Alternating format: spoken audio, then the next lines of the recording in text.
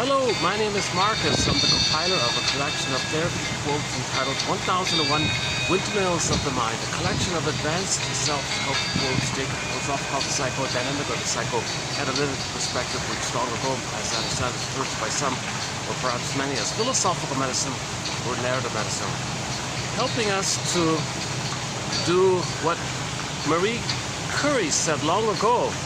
I don't have the exact wording offhand, I just saw it before coming out. She said, it's a famous quote of hers, and I never saw it before. Something to the effect that there's no need to really fear. What's needed is understanding. The more you understand, the less you fear. That's the main message. The more you understand, the less fear there's going to be. Now remember, when there's fear and you don't reflect and you don't have curiosity and interest and try to understand why there's fear, why there's anxiety, it can lead to the anger mode. And once it gets into the anger mode, there's the risk of acting out and all that stuff. So you want to catch yourself in the fear mode before the fear crosses over to anger. In that midway point, while you're in the fear mode, search for understanding. Know thyself. Okay, so that's so we'll have that in a coming up quote. Today it's a light load. I mainly want to focus on a self-help author. I just found it this morning as well. So we'll be doing a preview of 3064. A guy named Paul Hollinger. We posted a few of his quotes a few years ago from his book about the language of babies. I forgot the exact title. And I just happened to discover that he has a sequel, that he just, a year ago, he put out a sequel called Affects, Cognition and Language. And a little very expensive book, $50 to...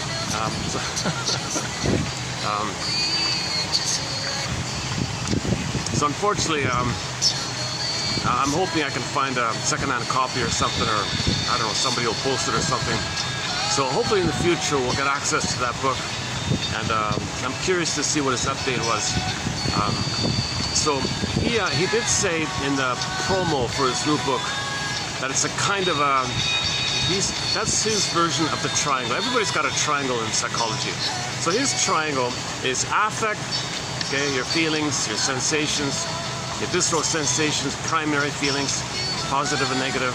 The sensations of the visceral stuff, you know, disgust, like distaste and dissmell, and then you got shame, of course, and different degrees of your primary emotions.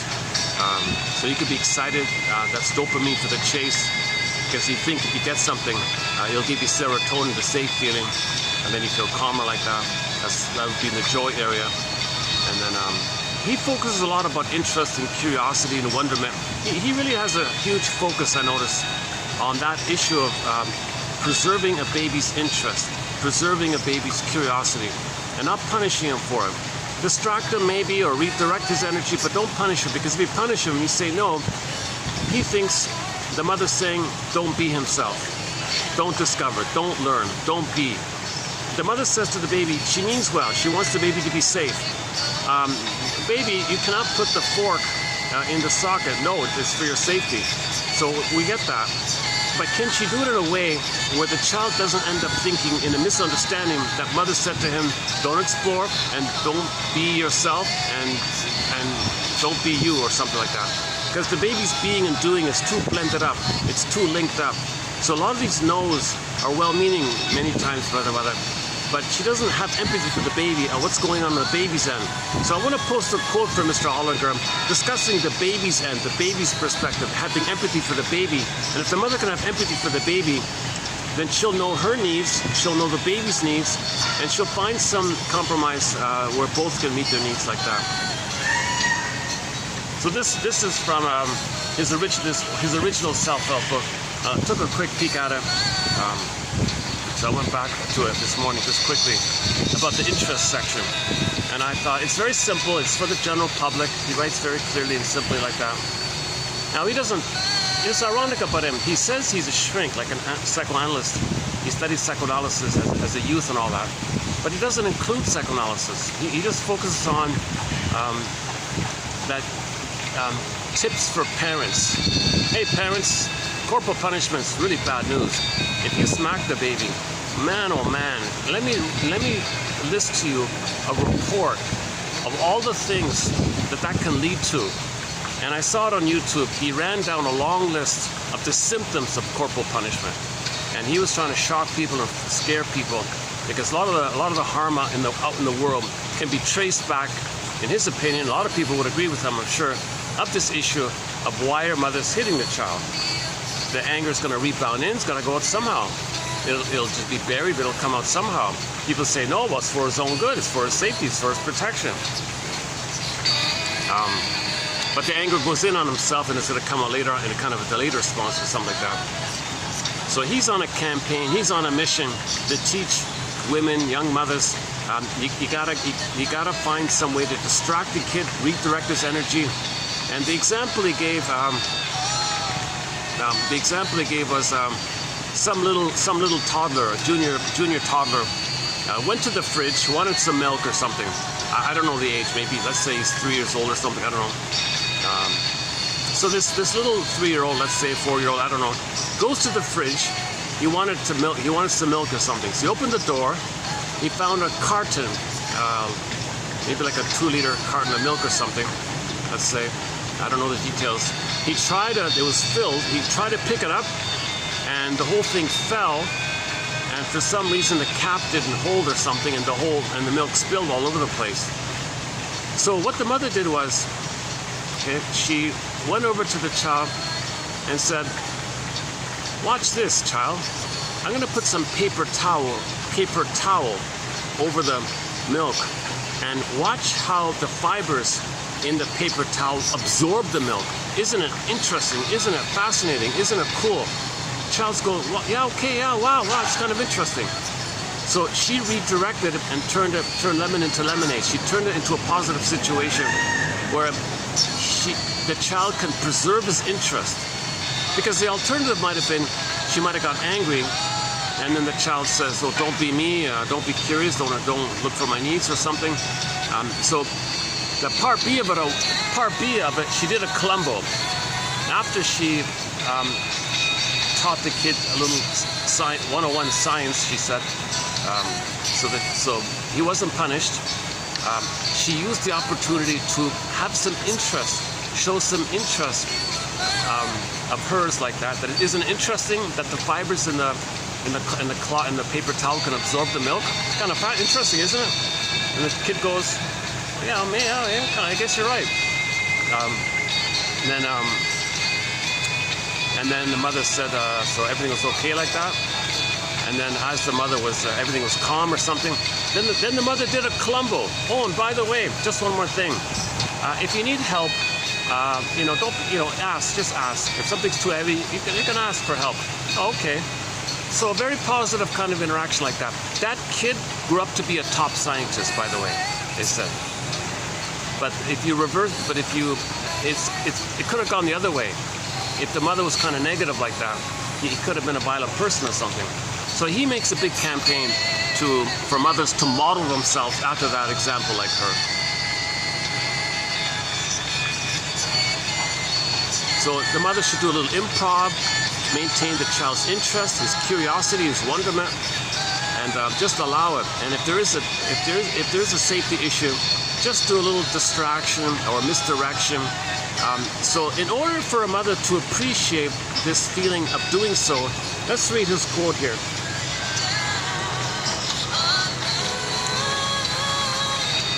Sometimes it's really noisy with the fan back there. I don't know how well you're hearing me.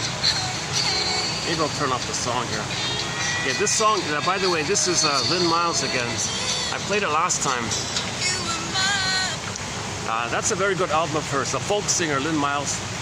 Her first debut album was called Slightly Haunted, and from that album we plucked out 2 songs and put it into our soundtrack, the 1001 Windmills of the Mind soundtrack. That one there, I Know It Was Love, and the other one is called This Heart That Lives in Winter. Very nice, another nice song. So we got several of her songs on our soundtrack. Yesterday we added a new song to our soundtrack. Katie Lee's song called The Unconscious the unconscious wish to fail. So she's the only one that I know of that wrote a song about the unconscious wish to not succeed, the unconscious wish to not be happy. Okay, this is a huge topic. I tried to cover it a bit in the last video in the park over there yesterday. So if you want a little information about that there is such a thing, that some people, despite consciously wanting something happy, they consciously want to win and be happy and all that. But at the same time, while they consciously want to win, at the same time, their unconscious has a different agenda, and we discussed that. And Katie Lee has a song about it called the unconscious wish to be unhappy. I'm paraphrasing it. The song is called The Will to Fail, but she means the unconscious will to fail. So let's just change the lyric. Let's just say the unconscious wish to be self-defeating or to be unhappy. The unconscious wish to re-experience the original displeasure you felt with the mother, because that keeps you tied, because you're tied to her and you can't leave her. And to have a mother, you got to be defeated by the mother. So if the mother hurts the baby, okay, and he's unhappy, he's displeasure, he's miserable, that's the link to the mother. So he never had the experience of receiving enough love to be on his own. So he's still tied there. Now he doesn't want to know that he has this kind of painful tie. That's a quote-unquote major crime. And so the system lets the person confess to a lesser crime. He needs to be active. He needs the connection to the mother, so he'll do something else. But the rigmarole is the unconscious wish that cycles around to repeat what happened. So he may do something on the side that has a conscious wish to be happy. He'll be manic, he'll be active, not knowing that there's an unconscious wish, that the whole thing's designed by the unconscious to fail. So he tries his best, but he still fails. So this topic by Edmund Berger, one of our mentors, called Psychomasochism, Katie Lee's, and the Katie Lee song is going to be linked to it. So that'll be updated. It's a huge topic, self-defeating behavior, like that. And Berger has his own sort of take on it. It's interesting theory. Berger has a thing called the libidinalization of pain, the libidinalization of mother's rejection and hurt and all that. Because the baby expects love, he gets pain. Oh, pain is love, that's mother. Attachment theory. He's got to protect the mother. He becomes the mother. To have a mother, he imitates the mother. So he's hurting himself. He feels this pleasurable connection, and it's familiar because that's what happened with his mother, and he felt pain, but he can't know it. So to make him unaware of this whole thing, he has a defense over that defense. A defense upon a defense. Shall I compare thee to an onion? So this rescue station, Berger calls it, or confession to a lesser crime, or this pseudo-aggression, it's just some kind of pseudo thing you're doing where you're going to be consciously think you're going to win or something. That's just to protect the secret agenda that you're still tied to the mother, that you still think the only way to have a mother is to be in a defeated place the way it was originally imprinted in. It was imprinted in originally. And that's imprinting theory, that's attachment theory, attachment bond. So the person is not ready to be on their own because they never got enough love. So they're still tied there. He's still clutching to mother's apron strings. And mother maybe used the baby, that would do it. Maybe mother was misattuned, malattuned, not around, whatever was going on the mother's end, that'll do it. So the child can't be happy. He may consciously think he wants to be happy, but there's a deeper issue where he can't. So the rigmarole of this activity is just to distract him of this original major crime, where when he was hurt by the mother, he libidinalized that pain. Because that's, okay, play Pat Benatar's song, Hell is for Children. There's a line in there, she sings, love and pain are the same in the eyes of an abused child or something. We're talking about emotional here. So, yeah, I'm kind of delighted to find a song on this very sensitive, difficult, complicated topic around this unconscious wish to fail. And she's got a song called The Will to Fail. She means that she doesn't. The context is clear in the song. She means the unconscious will to fail. But the song title just says will to fail. It's not a conscious will. It's an unconscious wish or will, whatever. So she does parody songs, comedy songs, satirical songs about the therapy process. So we now have 5 songs by Katie Lee on her soundtrack. Her big hit must be something psychological, I noticed a perfume company or a cologne company used that song in their commercial in Europe somewhere. So that's a big hit. It must be something psychological, where she says, it's really quite explainable. She's only attracted to men who are unavailable because the mother was emotionally unavailable. It's really quite explainable. She's got an unresolved issue with the mother. So find a quote-unquote copy of the mother to pick up with that battle with the mother. It's really quite explainable. She's only attracted to men who are emotionally unavailable. It's really quite explainable because the mother was emotionally unavailable, and that's a problem. So she's looking to pick up on that problem, find somebody that reminds her of the mother, and try to clarify it like that. Doesn't make sense because the person in the present is the mother in the past. So there's that wish to fail again. So for a period of time, it may feel like a wish to fail, but actually the broader campaign is that the psyche is trying to make you conscious of what happened. So when the woman if a woman says, "Oh, all these men are unreliable," the ultimate goal is for her to know that her mother was unreliable. In the Rick Santos song called "Mistreating Heart," he laments that his girlfriend mistreated him, that she's a woman who mistreats people. She's a mistreating heart. Well, that's for him to know, or the protagonist in the song, for that protagonist to know that his mother mistreated him. So he will only fall in love and be spellbound and transfixed, and Cupid's arrow, sudden, excited, passionate, falling in love, love at first sight, instant fall in love, because it's so exciting, because he's going to pick up with the bliss. The excitement is the blissful period that babies are in. That's part of the excitement. The honeymoon phase is that blissful feeling the babies feel. It's kind of frozen there, but it didn't finish it. So he finds someone who reminds him of the mother. So that's like, it's like a triggering effect. So you trigger up the wiring in the mind, and the wiring in the mind is flared up, and it's embedded in the wiring is the blissful time. So now you're excited because you're back at that place in your wiring, and you're going to resume. But the person in the present isn't a mother in the past, so it's not going to work. And the hurt and shame and anger and fear and all that abandonment, depression that you're feeling now, that's what you felt as a child. You forgot it. So you chose someone who reminds you of the mother.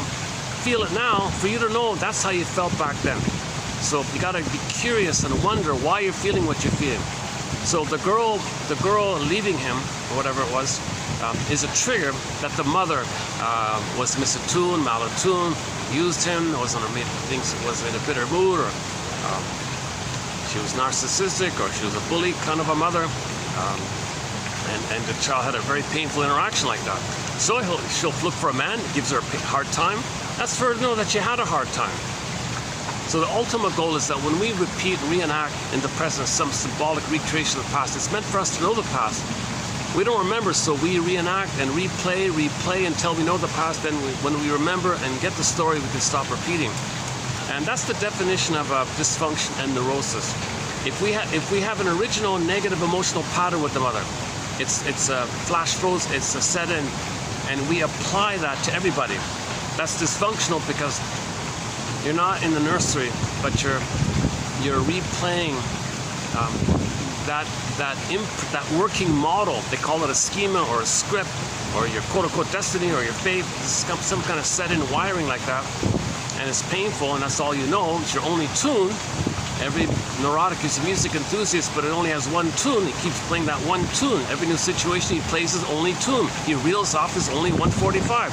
So new situations, he's going to somehow do some kind of symbolic recreation, fantasy recreation of the past, thinking he's in the past. Yes, materially he knows the present, but emotionally, in terms of his agenda, in terms of his quote-unquote grand design, in terms of what he's after, his unmet needs, his wishes, his battle with the mother, his unresolved wishes with the mother. Okay, Ginger, I just posted a clip from the film Lady in the Dark. Ginger Rogers said, there's a clip by Ginger Rogers, the actress. She's in the shrink's office, and she says to the shrink, "I can't believe it. Here I am, a multi-billionaire. I'm in my, 50s or something. And all this time, what's been driving me and what's been motivating me is some unmet need in my childhood? Seriously? I can't believe it," kind of thing. So she functions in the world, but she's, it's all a kind of a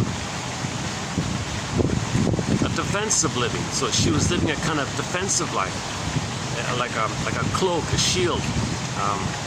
it's a defense against the false living, the provisional living, this defensive living. It's a structure of living to keep you away from the pain around losing, not getting your needs met. Obviously, when the baby doesn't get his needs met, he feels pain, survival pain. So you create a false self, and you live through the false self as a shield to cloak and camouflage and blanket over the pain of the real self. But we live from the real self. So that this came up to her, that she was unhappy, saw the shrink. Oh my God, my false self was there because of this issue from my childhood, and that's what's driving me. This issue with the child, that's what's motivating me to make me unaware of the pain that my mother failed me, and my father failed me, and the boyfriend failed her, and then she had a very she developed she became a control freak, an OCD, manic control freak, a very aggressive, angry kind of woman. Yes, she was a billionaire because she barked around everybody, and she had, something like that. I'm a little exaggerating.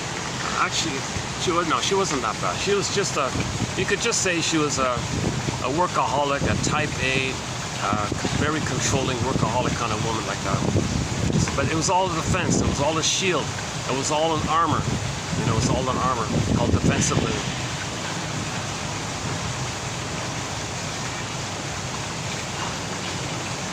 So in that clip, Lady in the Dark, we see that the mother wasn't around. She was a playgirl, the mother. So she really had no maternal mother. So she depended on the father. Now the father is clueless to what's going on. And when the daughter was just being kind of curious about feminine things like dresses and that, the father freaked out and shouted at her, "Oh my God." So it was a misunderstanding on the father's end. But the effect was, she learned, don't be feminine, don't be a girl, right? So what happened was, she put on her mother's dress or something. The father got violent and shouted at her. It was a real shock like that. So it was a deep imprint. When he said, don't do that, and he grabbed the dress and all that, don't do that. Okay.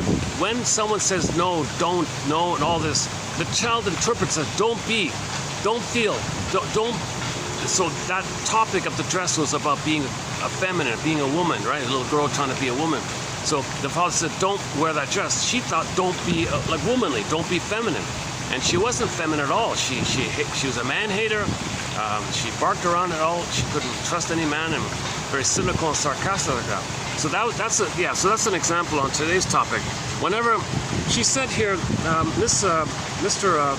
Hollinger quoted somebody who said that no is two letters. When the mother says no, it quickly turns into 3 letters. No, said too often and too quickly, translates into the child's brain as bad. Look at that, eh? So in the Lady in the Dark film, when the father barked no, she understood it. Being a woman is bad. Being feminine is bad. Being me and who I really am is bad. So she ended up being kind of unfemininely. She was very unfeminine. She dressed in a very formal, kind of extremely conservative dress like that. And she didn't want to show any interest or any signs of anything girly. Now the irony of it all is she's a billionaire and she owns all these magazines. And one of the magazines is like a fashion magazine, but she doesn't care. She's not interested in it right now. So it's just an opportunity to create a backdrop where she can finally get in touch with the feminine area.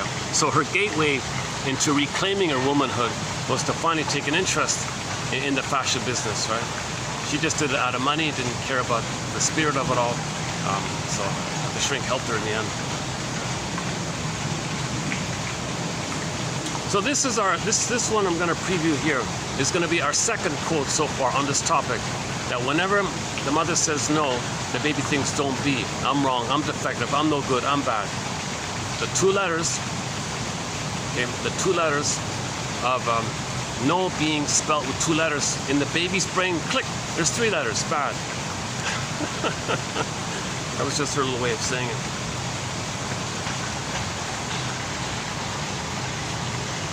Okay, this kind of thing leads to a negative interpersonal pattern.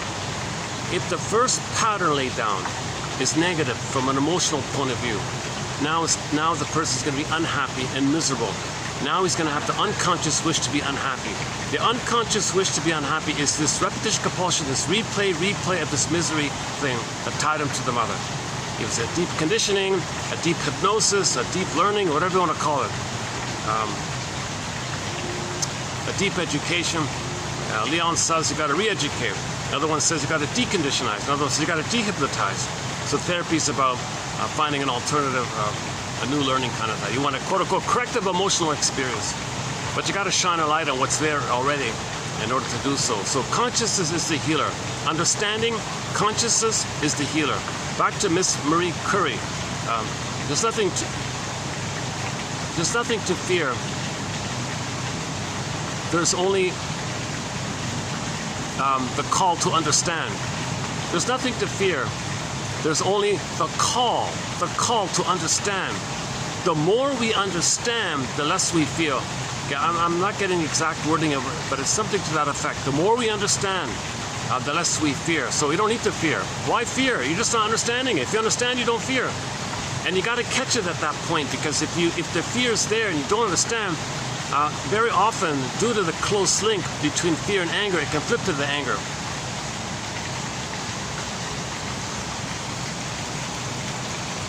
So originally, the baby's going to be afraid of his mother. She's dangerous. She's afraid. He wants to run away, but he can't run away. So he's cornered, so he turns to the anger kind of thing. So the baby can't understand why the mother's scaring him like this. So he can't understand. So since he can't understand, the baby will be angry. Is anger at the mother? Mother, I'm angry. Mother gaslights him. He's more angry.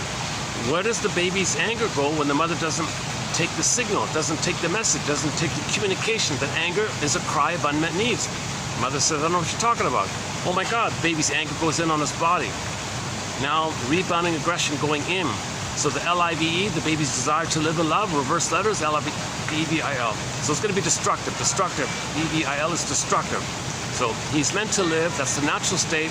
But if he's going to hate within, that's something learned. That's something perverted. It's not meant to be like that. He's meant to live in love, but mother blocks it. The rebounding aggression goes back in on himself, now it's destructive. Now when you got anger at your mother going in on your body, you can't take it too much. So then you look for excuse to think someone else is your mother and direct your anger on others. It's called scapegoating and blaming and prejudice.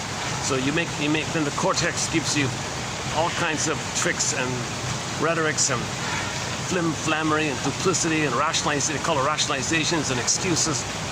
Find some tricks, find some BS to make yourself, to fool yourself and others. Someone else is your mother, but not consciously think that's your mother. But nevertheless, give yourself some excuse to fool yourself, to give you the justification to express your anger at your mother onto the other person, and that's the unconscious wish to get your anger out on somebody. So you look for somebody called the other. And the other reminds the mother, the other's the mother. Just put a dash between the M and the O in the word mother. And it's very easy to find the other.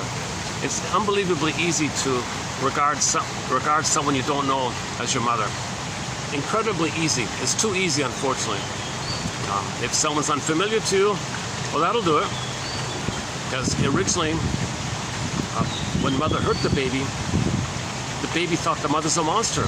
That's very unfamiliar to the baby, totally unexpected, out of this world, like an alien now, like a Medusa, like a Minotaur, like a Cyclops, some wild monster in there. So the first unknown for the baby is when the mother fails him. He's enraged, mother's enraged. He wants to take it, mother wants to take him. Shake it all up, you got a Minotaur in there. So the first unknown for the baby is this monster-like character. He's angry and hungry. Because the baby's angry, the baby's hungry. So the mother's angry and hungry, but the mother's the giantess. And in the unconscious, things are wildly exaggerated. Baby doesn't remember literally what it is. Things are colored by his emotions. He's got a lot of emotions, so the imagery is exaggerated. It's the fairy tales are from this. So the first unknown for the baby is now a monster. Okay, that's sitting in there. Okay, and then in life, if anything is somehow new to you or fear of the unknown, they call it, a click triggers this scary image. Okay, now you're feeling that now. Okay, so we say you transfer that to the person present and say that's your mother. Now you express your anger at your mother to the one in the present who triggered i.e. reminded you that when you were a baby, your mother was unknown to you. And that led to you thinking your mother was a monster. You don't know it. somebody who's unfamiliar to triggers that. Now you feel that, and then you transfer the past to the present, because that part of the brain doesn't know time. All time is that time. So if the person triggers you, you think it's there now.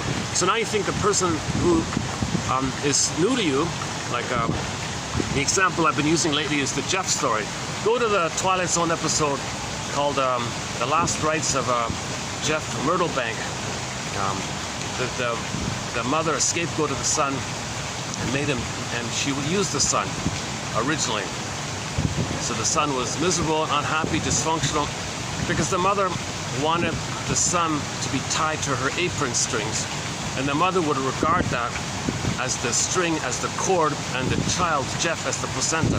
So she was using Jeff as a symbolic placenta, basically. So she wanted Jeff to be unable to have confidence to leave her. So she made him a pitiful character, miserable, lazy, loafer. She liked that. She wanted that. She was using him like that. Jeff finally woke up and said, hell with this. I don't want this. So he went off and searched for himself, went through the midlife kind of process. The metaphor was he was reborn and woke up from the coffin kind of thing. So he cocooned away, reborn like that. So the death of the old self, yeah, that's like a caterpillar going into the chrysalis, and then from the chrysalis you got the butterfly, or the end of the Medusa complex. Medusa was pregnant. You got the Pegasus and Chrysaor, then you got the Pegasus. So he was kind of reborn. He was embodied. So when Jeff became reborn, so to speak, he was confident and happy, stronger, and totally different. He was himself. He found himself. The mother was depressed and said, I don't know who you are anymore. You remind me of the mother in my mind. So she transferred the scary mother in her mind onto her own son and had prejudice and hate towards him. And she directed her anger at her own son. The villagers were doing the same thing. And so Jeff had to, what's going on here? Are you all paranoid? Are you psychotic? Are you deluded? Are you ill and what's wrong with you? I'm the same person who just found my interest. I like learning, and yeah, I'm a little different. I'm more happier. Can't you allow that? No, we can't allow that. It's new. We're not familiar with that. It's unknown to us. Fear of the unknown. Unknown. We're not used to that. That's something out of our familiarity. That triggers the unknown in our minds, and we are scared, and we think, and you're linked to that, and you're the trigger of that. So they had a negative reaction toward him. They had a paranoid, ridiculously, unbelievably paranoid reaction onto him. And luckily he handled the situation. Everything's okay at the end. But him handling that situation, and the line there was, well, now that I'm an adult, there are problems. You are surrounded with confused people, so we got to find some kind of compromise and find some way to calm them down somehow. So he did a little bit of a trick like that to do so, and the girlfriend went along with it. I've talked about that Twilight Zone episode a fair bit already in the past couple of videos, so let's not redo it here. But that's the most recent Twilight Zone episode discussion that we've done here. That one there, season 3, episode 23. We talked about the piano one. Another excellent episode, the piano one. Also season 3, and several others. Howling Man's a great one. A lot of great episodes. We've discussed over a dozen episodes from the Twilight Zone series. Gabe's story, Wong's Lost and Found Emporium, Take My False Life, please. Comedy, funny one. That's a funny one, but a very good metaphor, that one. Take My False Life, please. Saturday and Shadow Play, and several others. So recently was the Jeff one. But that piano one, I gotta say, that piano one, that's an exceptional episode. That's gonna be in the top. That's gonna be in the top 10. That piano one. It's called A Piano in the House, about hypnosis. But it's a magical piano whereby if you're hypnotized, you get to keep what was brought up to you under the hypnosis. So when the song ends, you maintain the knowledge. So in therapy, you're meant to be conscious, so the piano lets you be conscious. See, in traditional hypnosis, you don't remember. In this one here, you say it, it bypassed your resistance. You say it and you can keep it, and you're richer for it. So you're way better off like that. So one guy had a real problem in his life. The truth came up. So then the death of the old self. So that guy, that critic, that newspaper critic guy, his old way of living, being so cynical, is going to come to an end. So there's a metaphorical death of the false self. So at the end of the episode, he's going to kind of do some period of self-reflection and self-introspection to understand himself. That's the cocooning away idea. So he'll be in the chrysalis, in the cocoon like that for a period of time. And after 20 years of that, usually it's 20 years, he'll start to come out, and he'll be who he's meant to be, and so that's different from the old way. So the image means the butterfly is very different from the caterpillar. So when you heal yourself, you're coming from your authentic self. That's very different. It's like a beautiful butterfly. It's very different from the false self, the grayish, uncolorful or whatever caterpillar. Can't do much, just crawls on the ground, just kind of lowly life, right? But the butterfly, it means the soul is free. I like to borrow the Pegasus, because the Pegasus is the embodiment, it's a mammal, the embodiment of the horse like that.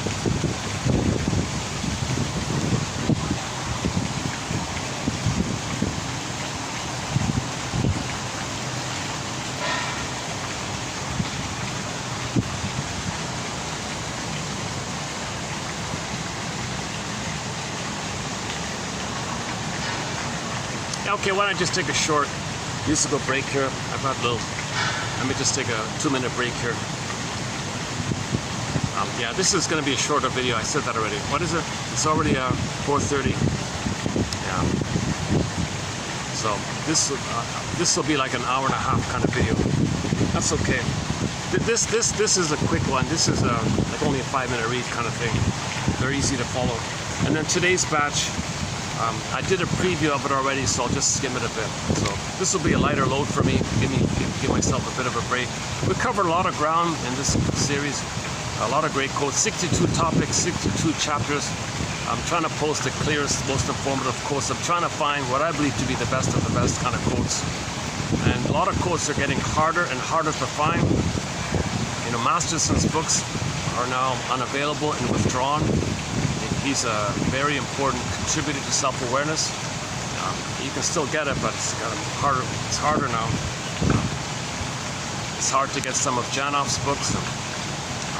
Some of the quotes come from printed books which have never been digitized, and those printed books are no longer available. So luckily, I caught some. I caught them before they're lost, kind of thing. So I'm trying to save. I'm trying to preserve some good stuff. Yes, most of the quotes I think you can probably find if you dig around. But what I'm doing is posting on average 10 each time, with the hope that 1 out of 10 will click and be of help to anybody. So it's sort of like a filtering process. If I pick out 10 quotes that are clear, okay, that's pretty good, or find 10 pretty goods, I'm thinking with the 90-10 rule, if any person reads those 10, there's a chance that 1 out of 10. I'm basing it on the musicians. The musicians will put out a CD with 10 songs on it, and maybe one's a hit. You know.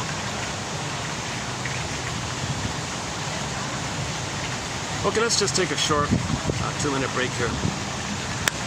Let's pick another song here. Hold a second.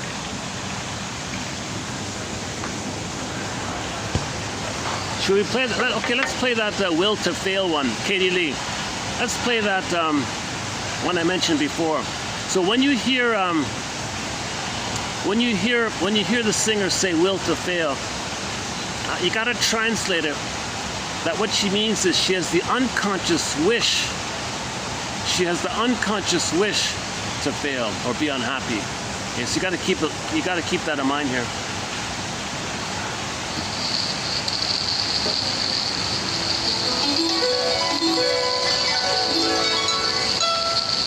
I'm outwardly calm, apparently normal, quick to smile and slow to peak. But I have a little quirk, a pattern, so to speak. I rarely, if ever, hold a job. I never finish my work.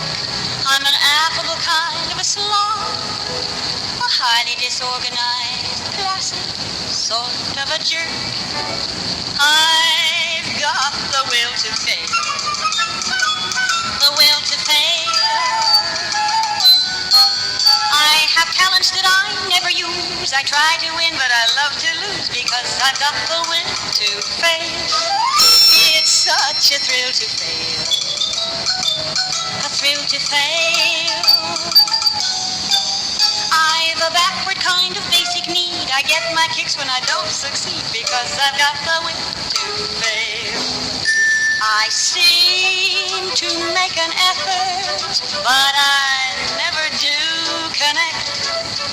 And while I'm very rational, I'm seldom, if ever, practically never correct, because I've got the will to fail, the will to fail. I secretly am enjoying myself, but slowly I'm destroying myself. I think I got a tiger by the tail, a tiger called the will to fail.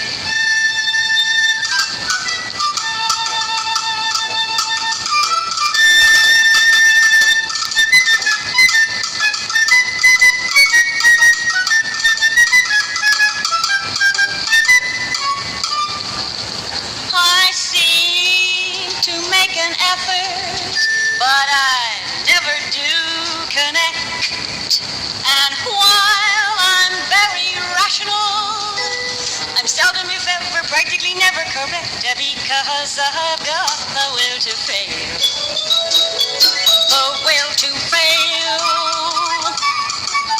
I secretly am enjoying myself, but slowly I'm destroying myself. I think I got a tiger by the tail, a tiger called the will to fail. That's good. That's her image there, eh? She's got the tiger by the tail. She's not going to win, right? The force of this compulsion to repeat. So another way of saying it is wrestling with destiny. She's wrestling with this. She's got the tiger by the tail, but at the point of time in her healing journey, she's just beginning. But she realized, hang on a second. I got some people filming the swans here.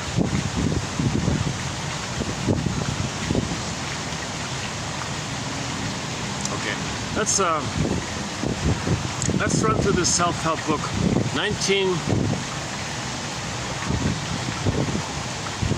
2000 and I'm going to say 2002 or 2003, something like that. It's a famous book of his, something about the language of babies or something. Translated into several languages. There's a little clip of him on YouTube.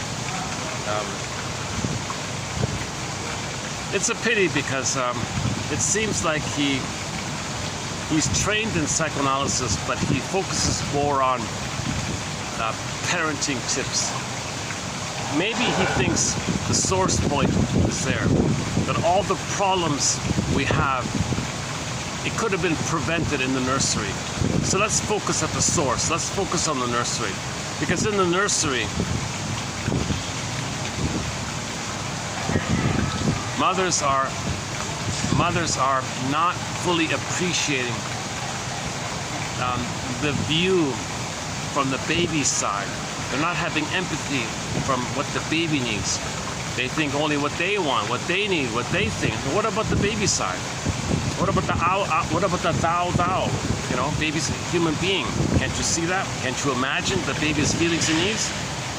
So he's focusing on this kind of thing. Okay, here we go. There are many times when children's expressions of interest strike the parents as risky.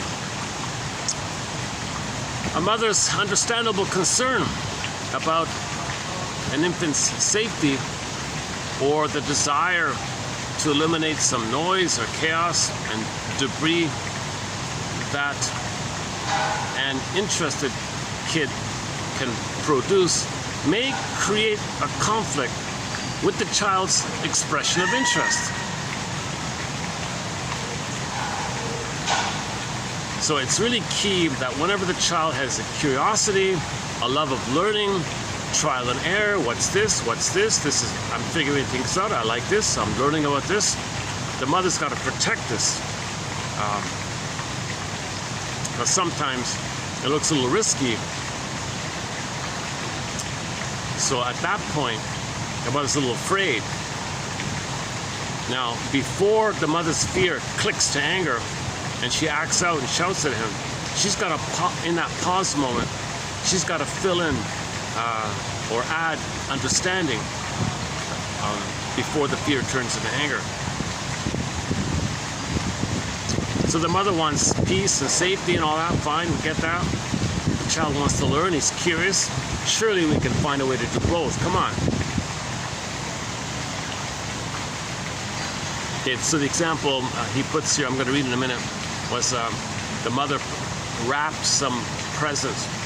She spent some time wrapping a present and put a ribbon on it and tied the ribbon. It looks all very nice. And they give it to somebody. So she was very focused on that. But the kid was curious about the ribbons. He's going to pull the ribbon or something. So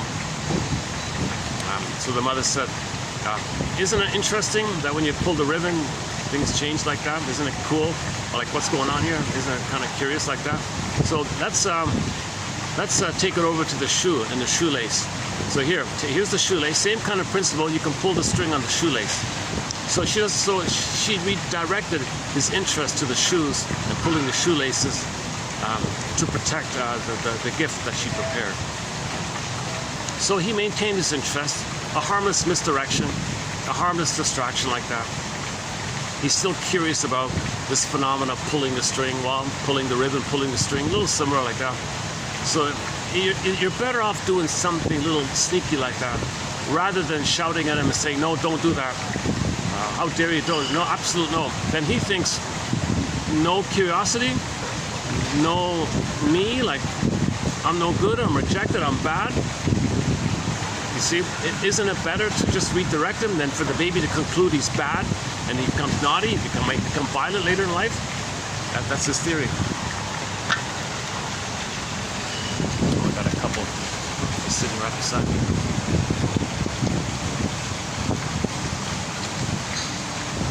Why do people do that? They got lots of space all around. Why do they sit right beside you? Is it some kind of a fear of being alone or something? This is a Monday. This is a Monday with no events taking place. So sometimes this place, and it's open in the afternoon. So there's a lot of space all around, a lot of empty seats around. A couple just arrived. They could have gone at the other end. It's nice. Got the pond there. Lots of other nice chairs. But no, they're sitting right just to my side here. A little distracting. Maybe they thought it's safer that way. It's a triangulation issue. See, if they sense there's a third around, then there's a witness. So that it's like they're going to be on best behavior with each other. Maybe they think like that.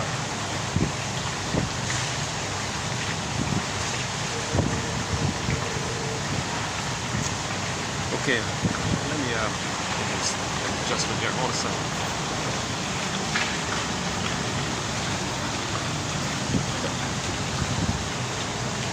Maybe I should move.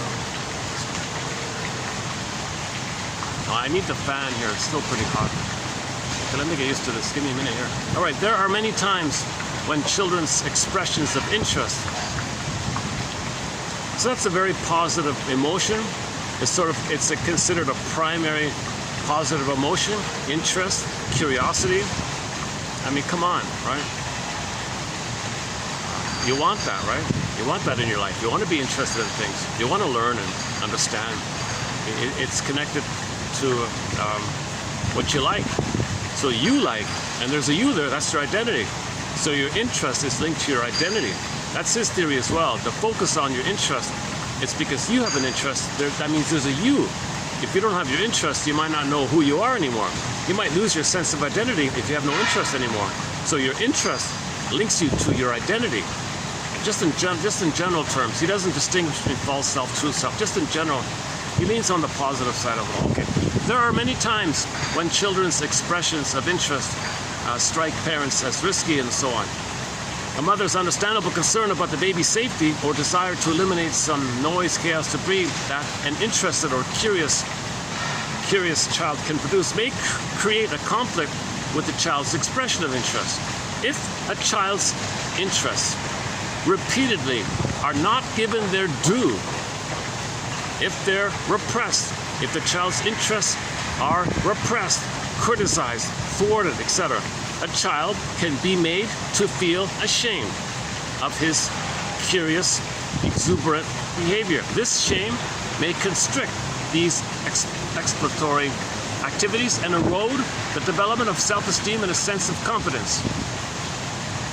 That doesn't mean that parents have to forego order or rules or their need for a bit of peace and quiet, but it does mean that from day one, parents face the challenge of finding ways to encourage and appreciate interest even as they redirect or shape it. For example, if your baby crawls over to the wrapped package on the floor and starts pulling the ribbon, your goal as an adult is somewhat complex. To prevent the package from being destroyed, but at the same time to see what's happening from the child's point of view, not just your own. Then you can resolve the conflict so that the package is preserved and the child is allowed to feel good about expressing interest. To the infant, pulling on the ribbon unleashes a cascade of novelty and new information. The color and the texture of the ribbon are interesting. The fact that the ribbon, when pulled, gets longer is intriguing. The baby is changing the shape of an object. It's a mystery and a pleasure. He or she is having an effect on the world. She is actually experiencing a little bit of power here.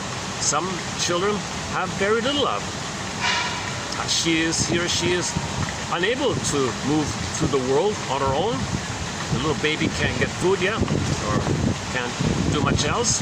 But with the ribbon, oh man, baby rules the world. Okay, next one. Now for the parent, the event may look very different. The child is, rule the world. So babies think they rule the world. The world's my oyster. Babies are meant to have that phase where they rule the world. The world's their oyster. Babies are meant to think they can do what they want. They're kings and they're gods. It's all for them. It's all theirs. They own everything. That they own everything. Everything belongs to them. They're meant to have that feeling that they're omnipotent and a little king and a god like that. So that's a phase of development called infantile megalomania, or the world is my oyster, basically.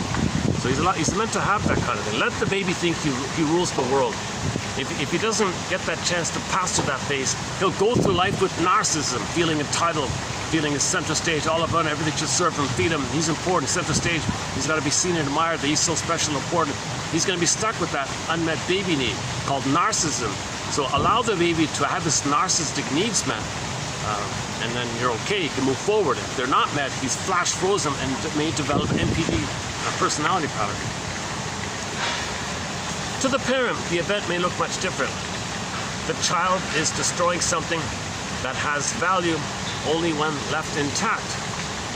So if the baby rips apart the paper and the ribbon, then she has to go and buy new wrapping paper, or a new ribbon, let's say. There's no pleasure or interest in untying the ribbon for the mother. The child is messing with the world as the child is messing with the world as it's supposed to be. The parent feels challenged and even a little distressed, hence the conflict. So there's a conflict, right? Mother wants the order of the present. child wants the curiosity and the cascade of delights and learning and a sense of agency and efficacy and interest and curiosity and wonderment and curiosity. Two needs like that. Hence the conflict. With children, even the simplest interaction may have a larger meaning. In a circumstance such as this, how you react may have all kinds of repercussions, short-term and long-term. In the short term, your response to the signal for interest may impact your child's mood and yours, and influence whether you are left with a fussy, upset kid. Never going to be pleasant for you if that's the case. Or if the two of you will continue enjoying your interactions. Once again, the mother is meant to lay down an original, positive, emotional interaction. If she shouts at him no, you're already into this negative mode. See, and then it's going to be repeated all the time, and there's going to be a battle the whole time. And that battle will be transferred onto others and on the marriage. And even when they retire in the seniors' home, they're going to have that battle continue. So the person will be heavily neurotic like that.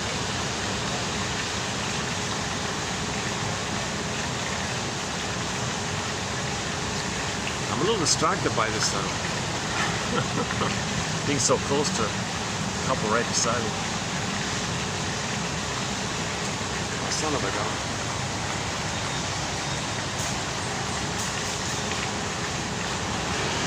Maybe I can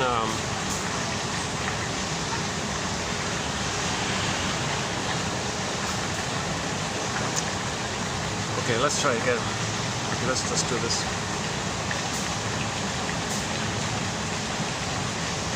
Where are we here? In the long term, if you don't take time to see what's happening from the child's point of view and try to respond with that in mind, you may establish a relationship with your child that is based on power conflicts. Now you're in a permanent power struggle. The mother and the baby are going to fight with each other all the time. Conflicts that often escalate and consolidate over the passing years. Okay, so he'll be a defiant, rebellious. He'll be stuck with this. He'll create fights with everybody all the time. He'll create problems and arguments all the time. If he's always in a power struggle with the mother, he goes to life recreating it. So it's a real curse on the mother's end. So just simple little thing. An ounce of prevention is worth a pound of a ton of cure, whatever.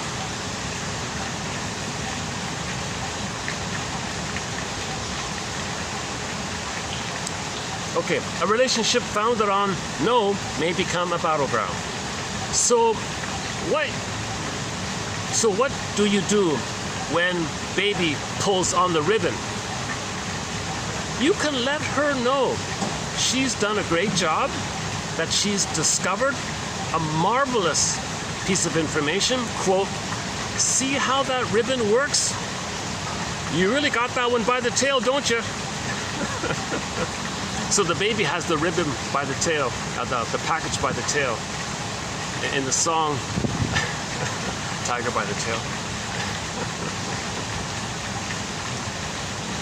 There will be plenty of opportunities when she's older to explain that making the bow took effort, a concept she could never understand now.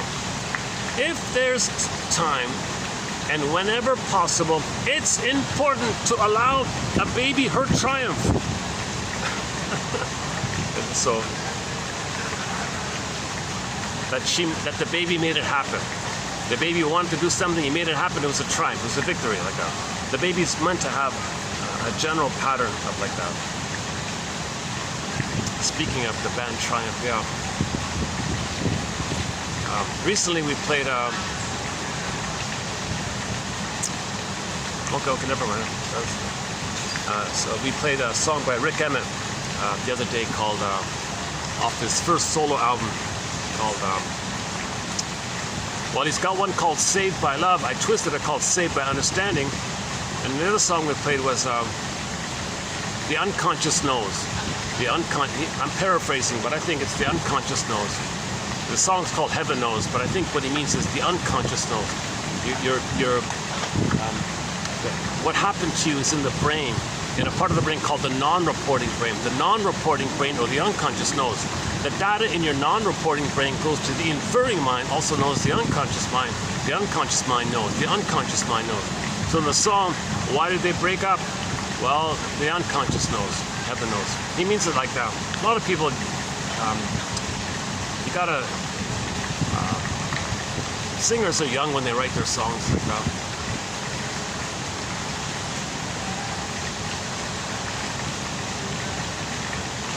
It's hard to write a song saying, your unconscious knows, man. But Katie Lee was much older, right? She was in her 50s when she did that album, I think. 40s or 50s, I guess.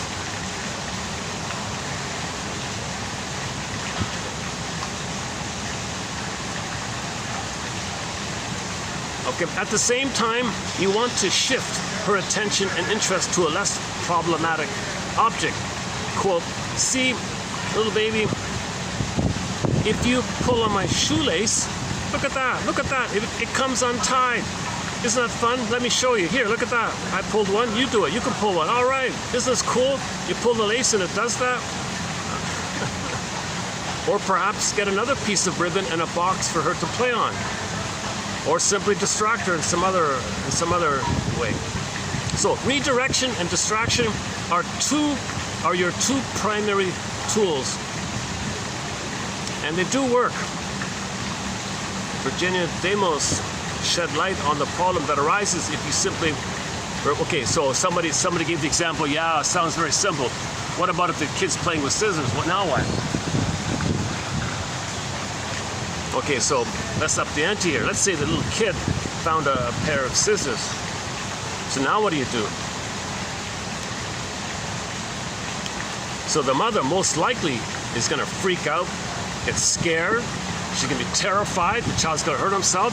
And in the terror and the fear, she'll get angry, she'll get enraged, and she'll shout at the baby, no, and grab the kid, no, maybe hit the kid. She might grab the scissors and smack him. Whoa, that's the usual kind of thing, right? But if you do this,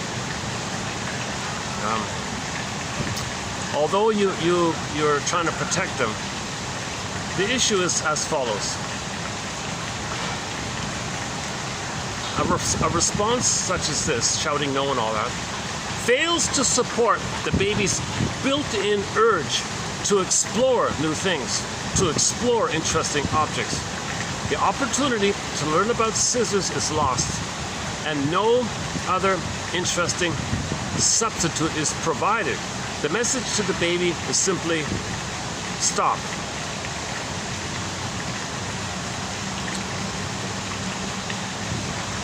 Stop being interested.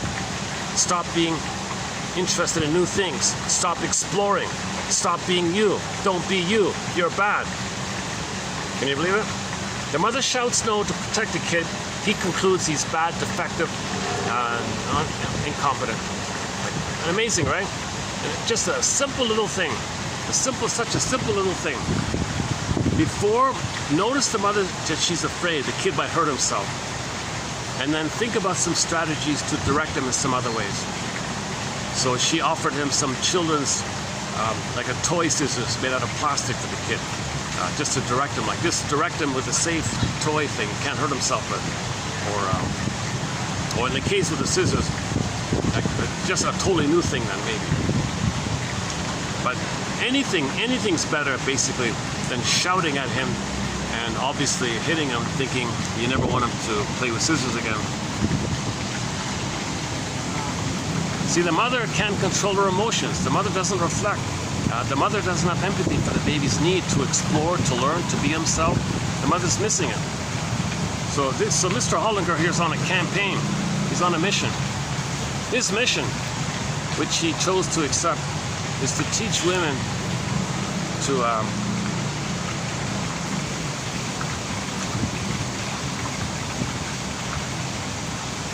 have empathy for their babies.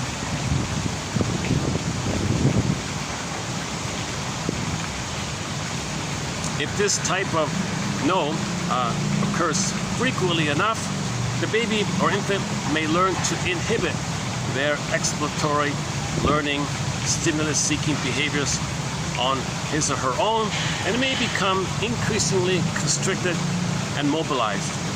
In other words, no said too often and too quickly translates in the baby's brain as BAD.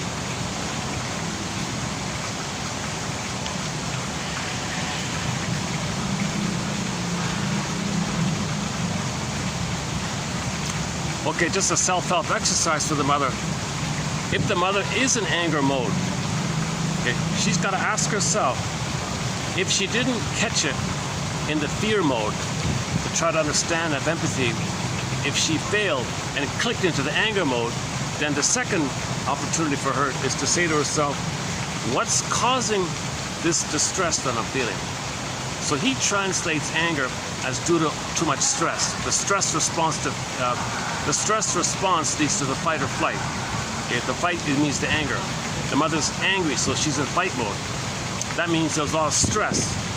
So if the mother does click over to the anger mode, the question she's meant to ask herself is, what's causing the distress here? So she can reflect, a second chance to reflect. What's causing my stress? So now she knows there's stress. So she gives her like a moment of pause to reflect. Oh, I'm feeling stressed. Downgrade your anger to stress.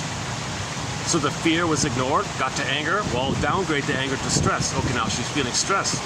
So what's the stress about? Well, she's feeling stressed out because she's scared. That'll lead back to the fear. She's scared that the kid might hurt himself.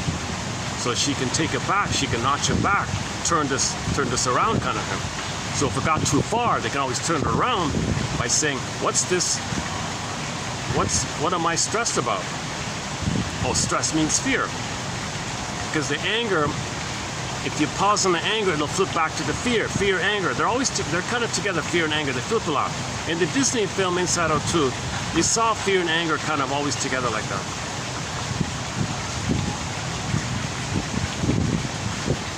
So the amygdala response is mainly fear and anger. The sympathetic one, run, okay, for your safety, survival, run if you can. See if you can. If the baby's cornered, he can't fight with the mother, but he'll just have fantasies, but that won't work. He can't control the mother. He can't defeat the mother, so to speak. He can't change the mother, make the mother be a loving mother. So he has a lot of fantasy, angry fantasies. Those angry fantasies is stress on the body. So the anger goes inward. Now he's feeling inwardly stressed. Now the organs, the body bears the burden. The body suffers. The body keeps score. Every body tells a story. 2 words. Mysteriously between mind and body. Goes into the body. Now the body's under stress. The body's under stress. Chronic stress. Chronic stress inwardly leads to psychosomatic symptoms. Now he's going to get a symptom. Okay, whatever. If he's a teenager, he'll get zits. Stress goes through the skin. Or if he's older, he might lose his hair, let's say. I don't know.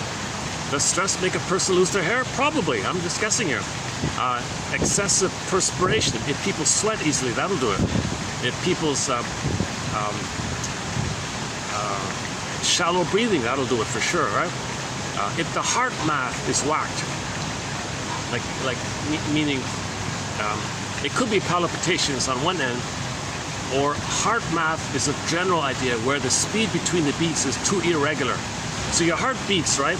You want to measure the speed between the beats, and the speed between the beats is meant to be kind of consistent. But if the speed between is too wild, that's a sign of stress like that. Then you can suffer the pain of shallow breathing and pressure on so on. Could lead to problems like that.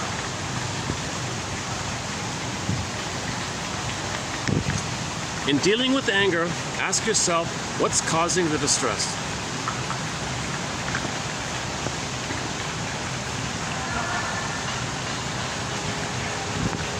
Okay, one more here. Just a short one here. Infants cannot be so. Then somebody counters, says, "You're spoiling the kid. You gotta prepare him. It's a jungle. Hurt him. Prepare him. Toughen him up. You don't make him soft and weak, and don't make him a wimp." So the parents are hurting the kid, thinking they're going to prepare him for the jungle. Okay, stop. You're way off. You're way off. Babies need a foundation. Babies need some inner strength. You're robbing them of that. If he's going to survive out there, he needs some kind of inner strength like that. Not some armor, not some stressful armor. The parents are thinking, give him armor. No, that's a miserable, pitiful, shallow, pitiful, unlived life, provisional life, defensive life, stressful life. He's not going to love life anymore. You're robbing him of his soul, basically. Okay, on this point, go to TQ 2725, is that right? Our quotes from the TV show Route 66.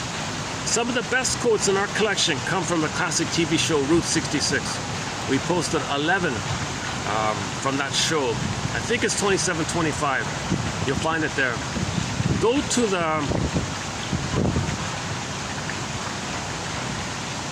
the first one. Actually, it's the first one about the hermit crab. The hermit crab fell out and the shell is marching, and you're just marching all the time. How did that go again? It's the episode about the mask. The woman wearing the mask. The mother hurt her. She went to the mother rejected her, and she came back to confront the mother. She said, "Oh my God, what a narcissist! Get me out of here!" So she ran away. Vroom, vroom. Her friends there revved up the car. Get out of here! Flee, flee, take off! So she did the flight thing. She fled, right? She's not going to fight with the mother. She sought understanding, but the mother attacked her. I give up. Get out of here. So as a baby, she couldn't leave. So she went back to exercise her right to leave. So at least she tried to leave. Because in the original abusive childhood, she couldn't leave. She couldn't fight. She was spaced out. Had to go to the psych ward or something. Mother didn't want her. The child was a mess like that. Luckily, she got therapy. And part of her therapy was to revisit the scene of the crime, and now she can flee. Now she knows what's going on. Now she can flee. So she's kind of like correcting something in her system. So she protected herself, because before she couldn't, now she could. So she fled like that. That's the episode with the woman with the scary mask like that, and the friends, the two guys helped her. That's a very good episode. That's the first quote of the 11. They talk about the hermit crab in that one. Man, oh man, those are good quotes from Route 66. I'm pretty sure it's 2725. If I got the TQ quote wrong, just type in Route 66 in the search engine in the channel here. It should show up. Hopefully it'll show up. Sometimes it doesn't, sometimes it does. I'm not sure of the current status. If it doesn't show up, type in crab, hermit crab. Like try the phrase hermit crab, it might show up.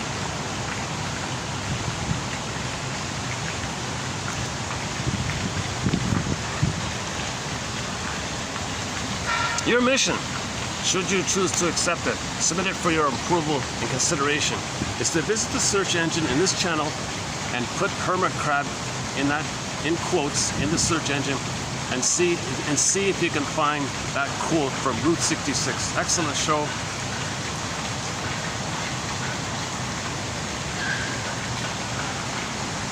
If you can't find it, then you gotta watch the whole series. Was it 7 seasons or something? 2 guys in a car.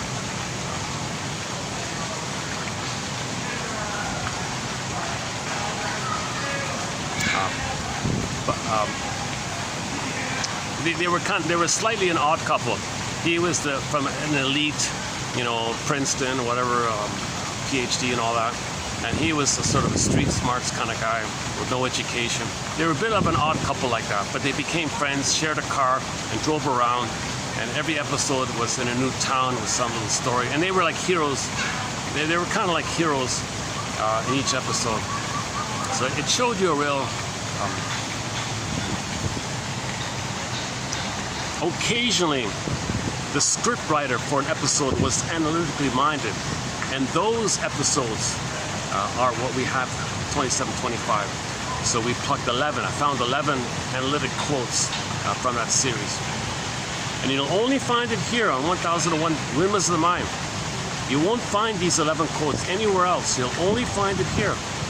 And that's the case with a lot of excellent material. We'll only find it here. That's why this channel is banned. Shadow banned. I'm guessing this is shadow. I don't know. I can't tell. I've gotten to the point where if I find some video or somebody's channel and there's no views like mine, I'm interested. It's probably shadow banned. It's good stuff in there. So there are a lot of tricks that can be done to make it next to impossible for anybody to find anything. If you do any kind of search for any of the topics here, that topic won't link you to here, even though the best stuff might be from here. Like if you type in, what did Edmund Burglar say? What did Edmund Burglar say about money? It won't, I've got all the quotes from it here. It won't even take you to here. Just one example. What did Masterson say about whatever? Fill in the blank. What did Edmund Burglar say about? What did Edmund Burglar say about the gold digger? A quote we recently posted. It won't show it to you. It's all blank. It doesn't appear. It won't show up it won't show up on anybody's recommended feed, I don't think. I got this idea because some professor was in the same dilemma. She said that she got a phone call to clamp her down or something, and she reported on a podcast, oh yes, there's people watching self-help people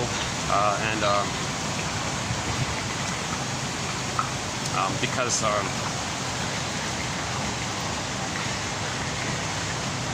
okay, we can speculate further along why. For example, advertising people want to fool you. If you have self-awareness, it's harder to fool you. Keep people dumb, it's easy to fool them and sell stuff to them. Same with PR companies, brainwashing companies, psychological operations, all these kind of propaganda, advertising, anything in the persuasion area. If people don't know themselves, then they know they can appeal to your unconscious fantasies and you'll be drawn to them. Buy this washing machine, and you describe the washing machine in terms of it being a good mother, but don't say the word good mother. People see the ad and they're drawn uncannily to this washing machine because it's so reliable and so durable and so excellent and stable. That's what the mother should be. The mother's meant to be durable and stable and reliable and good service and things like that. Yeah, I'm kind of drawn to this machine. Honey, we need a new machine. Let's get that one. You're buying it for the psychology that the machine can be a symbol of the missing good mother. So they describe a lot of products in maternal terms because people didn't get mother's love. So you look for symbols of mother's love. So you associate products in a symbolic way for mother. It's not real, but the symbol points to something that's real, and you don't know within that you didn't get mother's love. And you're looking for mother's love, and you don't even know it, but they tell you there's mother's love in a symbolic way. Unconsciously, okay, your unconscious is the puppet master. Your unconscious makes you, come on, make some excuse to buy the thing. Okay, click, oh, it's on sale, let's buy it. You make some excuse, but the real issue was you thought that was mother. It didn't work, and you...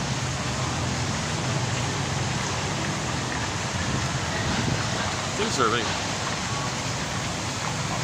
busy right now. Maybe I can go somewhere else. Why is everybody sitting right beside me? There's another table just right beside me. Hold on a second. What's going on here? Wait a second.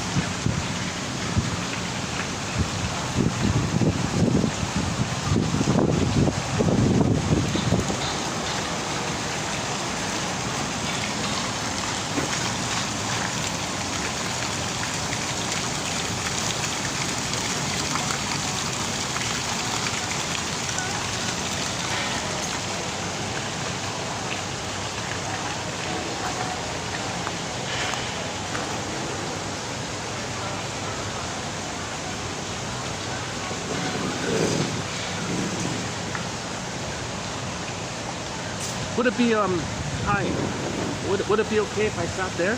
Can I sit there? Yeah, you can. It's okay, yeah, I'm gonna move over there. Okay, thanks.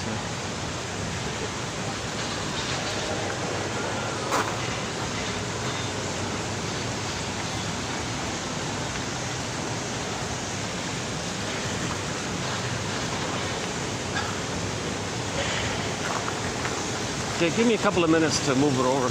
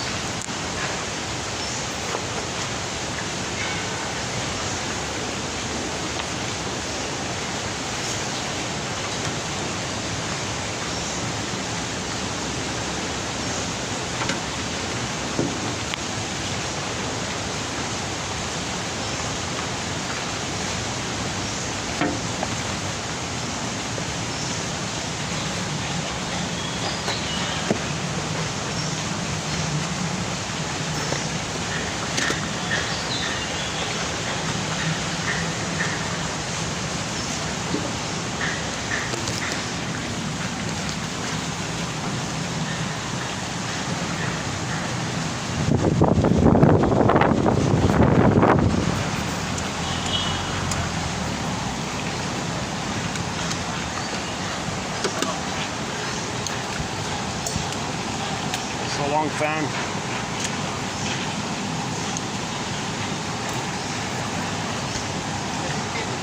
Got it? Okay, thanks. Yeah. Okay, thanks.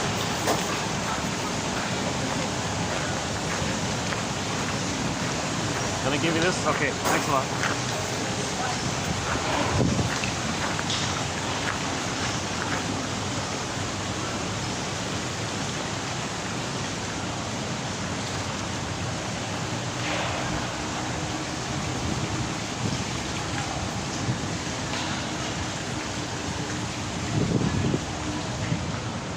Oh, while we're here, let's check out the peacocks, huh?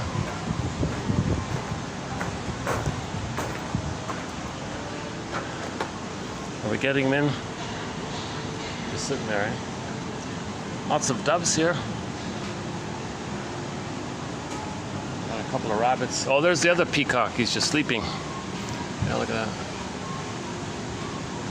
White bird. Oh yeah, we did once White Bird. Oh yeah.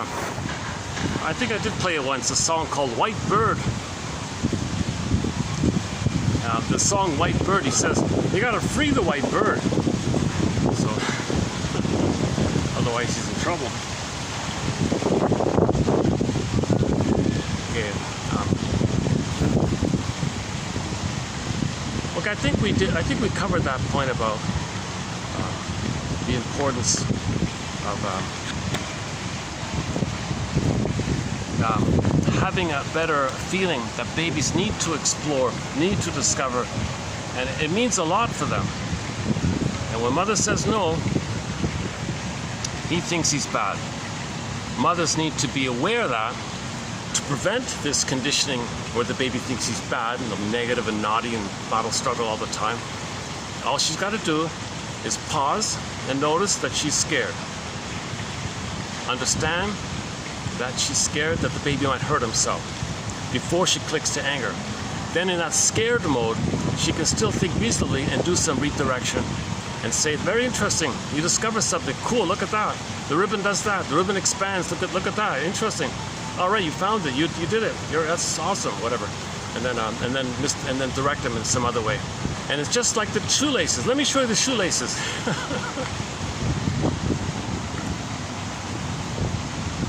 Maintain his interest and curiosity. He makes a campaign about this because the baby's identity is involved. Because if the mother says no, he thinks his identity is bad. It's his identity at stake here. When she says don't touch that, it's a question of identity for the baby. So you want to preserve the interest and curiosity and wonderment like that.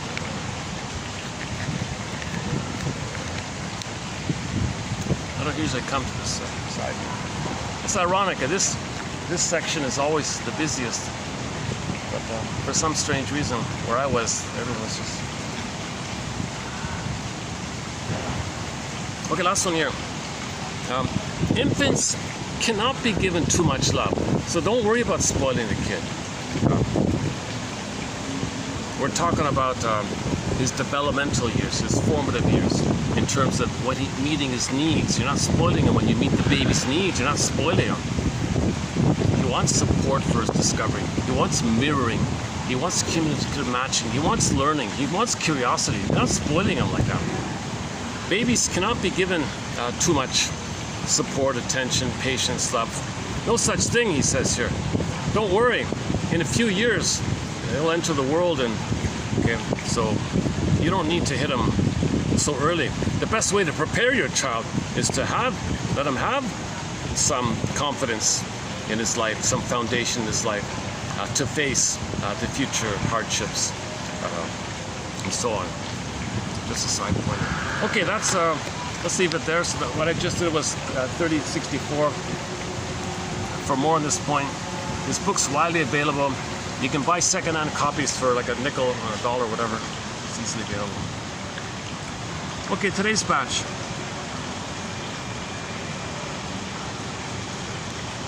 This is sort of a kind of some. This is one of these miscellaneous loose quotes.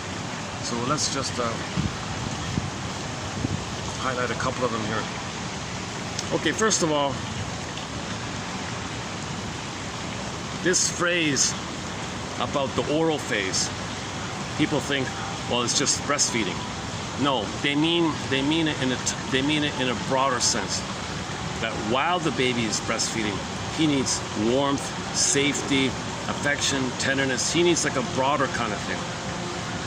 Okay, he essentially. So during the time of feeding, he needs a rhythm of safety, mother's reverie, mother's mirroring, mother's warmth, mother's presence, mother's kindness and tenderness and touch, skin to skin. That's part of it. That's part of the oral phase, skin to skin. A lot of mothers are not giving the baby skin to skin. A lot of mothers are not even holding the baby. Can you believe it?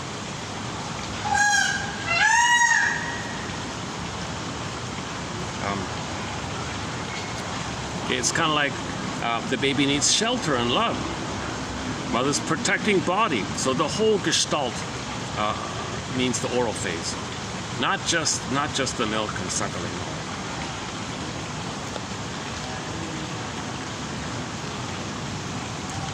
It is usually possible to demonstrate to a client that he doesn't overreact indiscriminately to all situations, but that he responds selectively to certain events and experiences. Okay, he was saying here, notice that in certain situations you're triggered and focus on that rather than generalizing and saying you're bad or something. The therapist attempts to help the client understand these overreactions as the consequences of early life experiences which produced idiosyncratic sensitivities, that's your triggering area, to certain kinds of stress. Thus, the client is enabled to understand his disturbances in terms of specific problems rather than as an amorphous collection of symptoms. This in itself gives the client a beginning sense of mastery over his problems. He may, for example, understand his reaction to an unusual slight by an employer as dating back to the nursery. So, for example, focus on that. A work colleague slighted him. He was triggered. Well, source it back. You were triggered to some old time when your mother slighted you. If you're upset because somebody in the present slighted you, okay, whoa, that's a trivial thing. That's nothing. So he's busy or whatever. He's not interested in whatever. It's not an existential thing for you, right? But if you're feeling an immense amount of trigger and cortisol, adrenaline, holy crap, right? That's from the past. You're being reminded of the past that from the baby's point of view, if the mother slights him, he thinks he's a goner. Stress, alarm, right? So that's unprocessed, that's unassimilated, it's a haunting there, it's an albatross there, it's a ghost there. It's just sitting there all the time. So somebody in the present can trigger it. He's just a catalyst. The person in the present slighting you is just like a little thing, but it sets off the thing in the past. Now you're feeling the fear of the past, which comes to you in the form of visceral sensations. So now the old fear is coming to you in stress, cortisol, adrenaline, hypervigilance, hyper-alert, pulse, sweating, or blood circulation, all these visceral kind of things. Maybe it's tensing up or something, the breathing is shallow, digestion might be affected, he's all immobilized.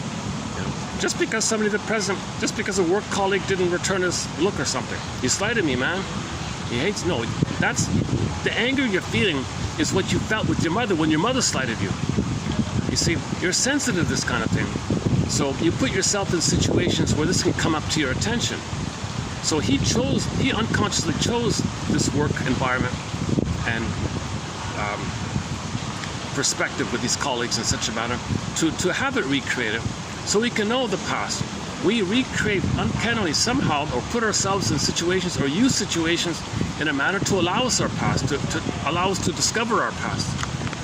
So focus on these little kind of segments, he says here, rather than just some glittering generality that you're defective and no good like that.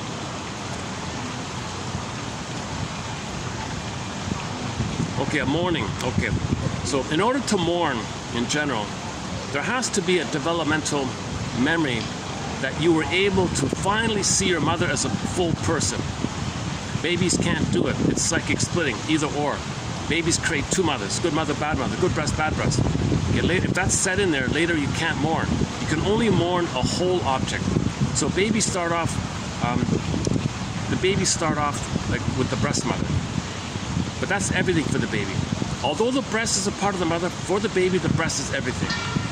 Everything or nothing. If there's a problem there, he's terrified. Heaven or hell. It's psychic splitting like that. If that's in the mind, set in either or, you can never mourn losses. You can only mourn losses if in the mind you have some sense of your mother being a person.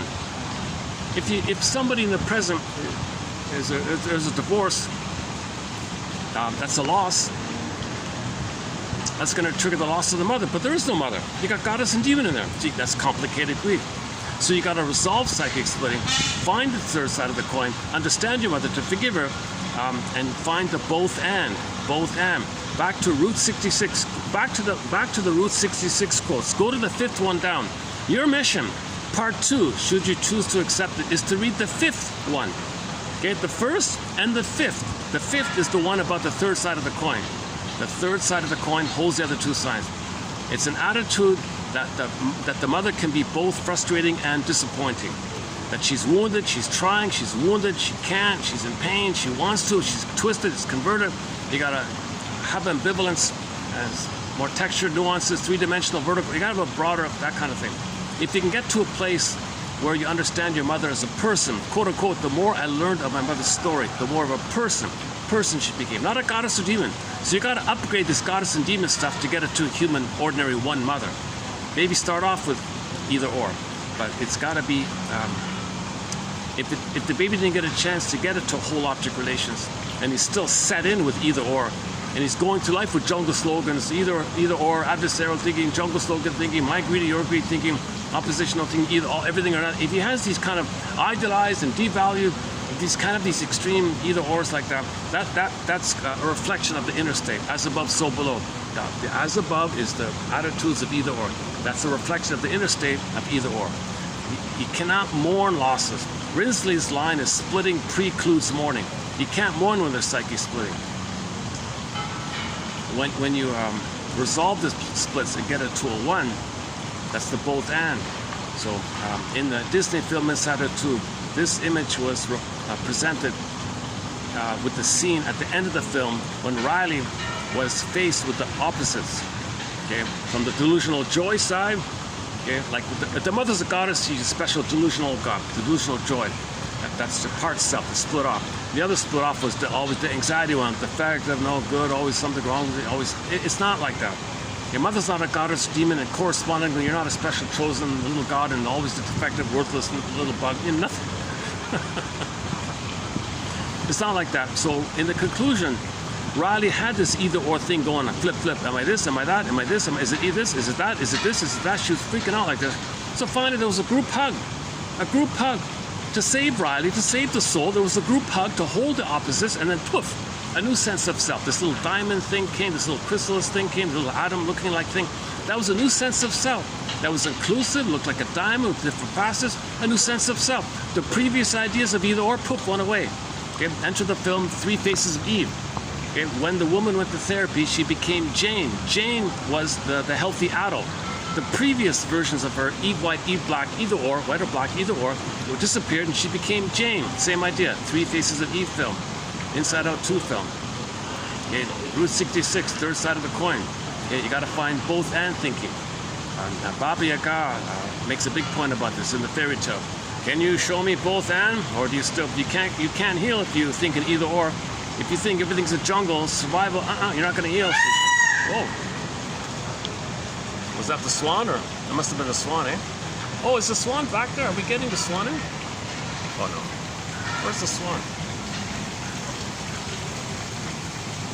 Can I get the swan? No, not the, sorry, the peacock. I mean. Can I get is the peacock in there? Are we getting the peacock in the camera? Can't really see it. Oh, there. Yeah, there it is. Right there. There he is. All right. That's the first time we've had a peacock in the camera. A new companion animal to 1,000. We've got numerous companion animals: stray cats, bumblebees, and loons, swans. Now we got a peacock. And a few others. Oh, I'm glad I moved over here. Well, for some reason, all the action's on that side. This is a real flipperoo here.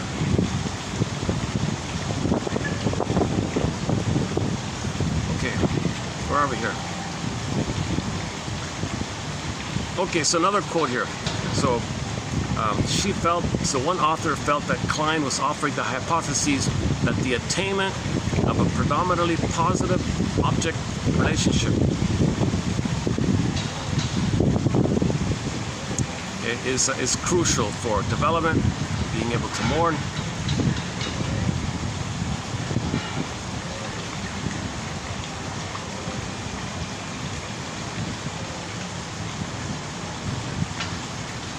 Okay, so you need a foundation called a sense of self, and that's needed. That's a prerequisite to be able to mourn losses later on. Same idea, yeah, okay.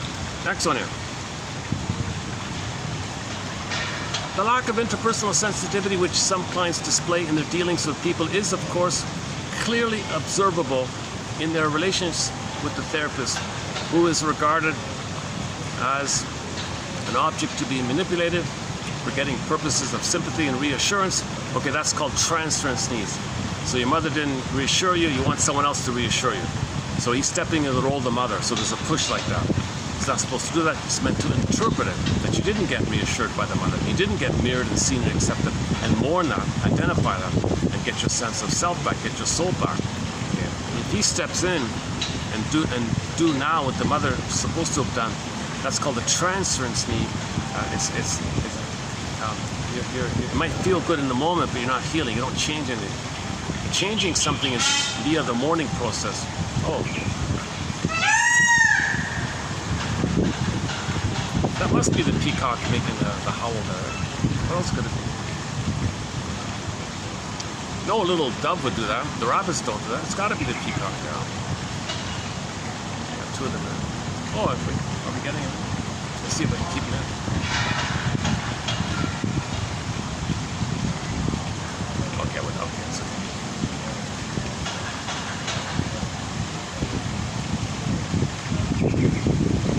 That's the main idea here.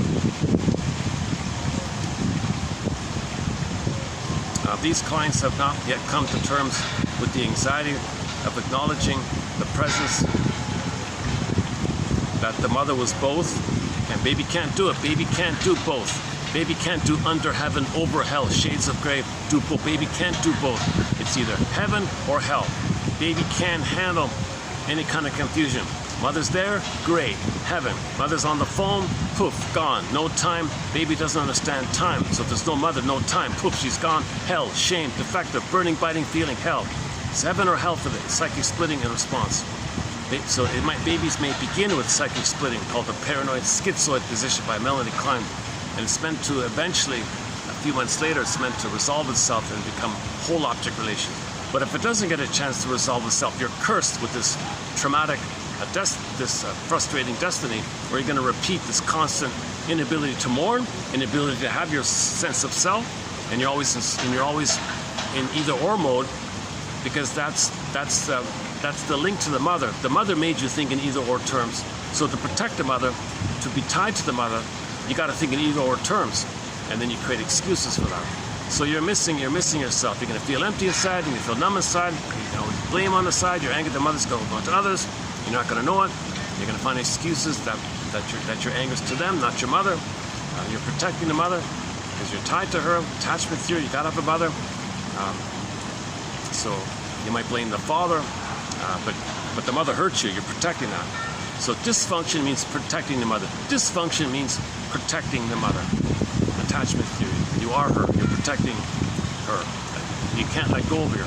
That's called the mother complex. Too much pain and frustration with the mother. So that's the Minotaur in the mind finding. That's the Medusa in the mind finding. So in the labyrinth, so you got to be like Perseus. When you go in the labyrinth, you got to face the Medusa. You got to face the Medusa. The Medusa. In order to do so, you need the spirit of understanding. That's the reflecting mirror. You reflect and wonder and be curious. What's going on here? What's going on here? What does this mean? What am I missing? What am I missing? I got to dig deeper here. Let's read some. That's why you read this stuff, because then you might draw some ideas from reading these quotes. It might fill in sometimes, or you might spontaneously get ideas. You're just guessing around. You're just being a detective. You're just guessing. It's just guesswork. Is it this? Is it this? Okay, so you got to reflect like that. The added point is the sort of discrimination, the sort of discernment. So Perseus would do this reflecting. Is it this? Is it this? That's the sword idea. Is it this side? Is it this side? What is it? Is it cookies? Doesn't mean. You mean cookies is symbolic mother? That's not mother. You're discerning. Cookies is not mother. You're discerning. Things like that. Now, when you face the Medusa, that means you got to parse out your anger, and mother failed you. You parse it out. Medusa was pregnant. Poof, the twins came. Pegasus and Cryosaur. Now you got your soul back. In the version with Theseus, he had the thread, the red thread. Before he got to the Minotaur or the Medusa, and Theseus one is the Minotaur. Notice how the mother's not fully human, like she's not developed in her motherly place. So the Minotaur is like half animal, half person like that. So angry like that. So the mother wasn't developed in her full humanly motherly place. That's all that means when the Chimeras. The Chimeras just means you didn't develop, so they showed you like that. They showed it to you like that. So if you're Theseus, you need some kind of guide. This could be like a guide a little bit. You need some kind of guide. These quotes give you like a red thread in the labyrinth. Now in the labyrinth, before you face the Minotaur, you got to go through mini labyrinths.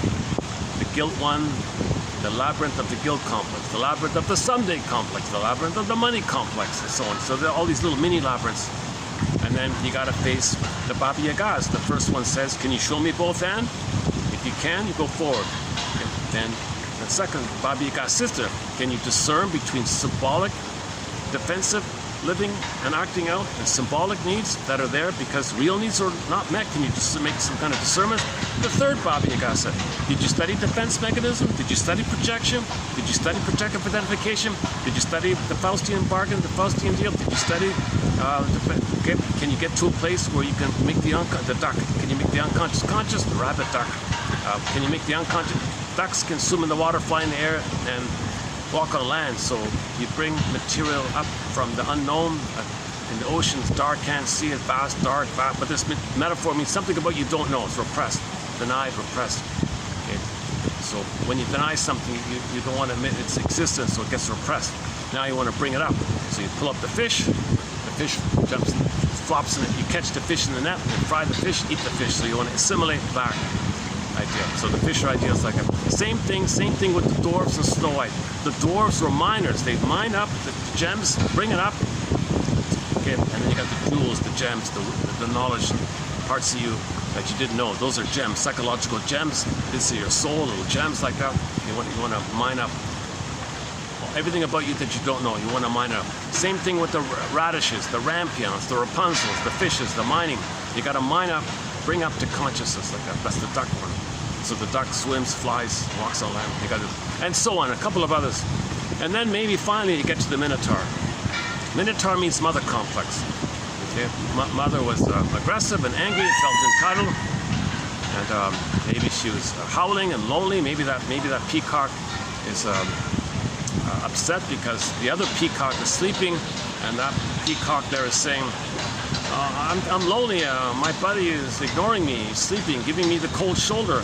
He's being passive aggressive, not talking to me. I'm lonely. Help, bro. Is there anyone I can talk to? Maybe the mother was lonely like that. So in her frustration, she took her anger out on the kid, let's say. So the kid develops a minotaur in the mind.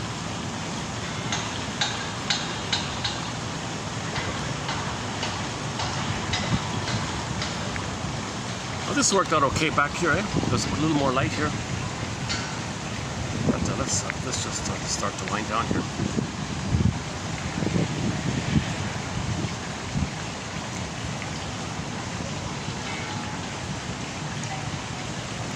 The mixture of good and bad traits in every person, and thus deprives himself. Okay, if you maintain either or thinking, you're depriving yourself of entertaining a wide spectrum of complex feelings. You see, you need to identify your feelings so you can put words to them. Once you put words to them, you accepted them. If you can't put words to them because you can't find them, called alexithymia, no words for your feelings, and you can't find your feelings, no feelings for your words even, and no words for your feelings, that's because you're in either or mode. It's awesome or something the opposite. So you're very limited like that.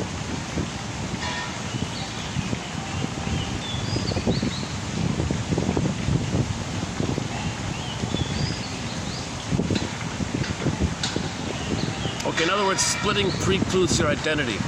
Psychic splitting precludes or prevents you feeling embodied, you feeling at home with them, you feeling your real self, your true self, your ontological self, the resumption of your emerging self, your awaited self, okay, because your soul is locked in a tower like Rapunzel, in a coma like Snow White, got pulled down like Miss Cora in the Greek myth, or the soul called the feminine. Feminine symbolized like the princess morphed into a swan and flew away, or the princess morphed into a peacock and flew away.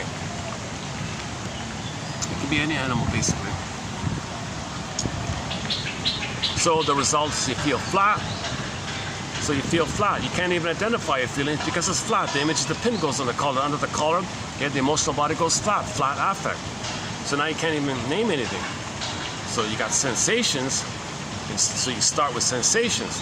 I feel an ache here, a little tension here, a little burning here, a little something here, and something there. You start somewhere, right?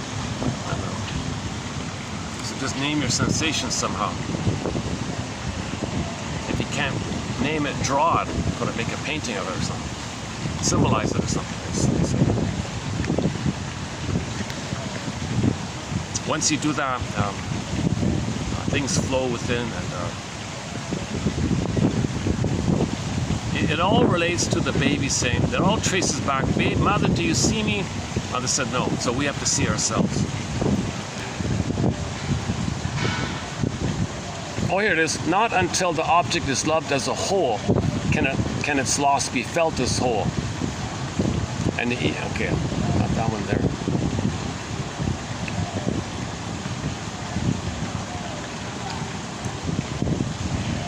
Okay, think about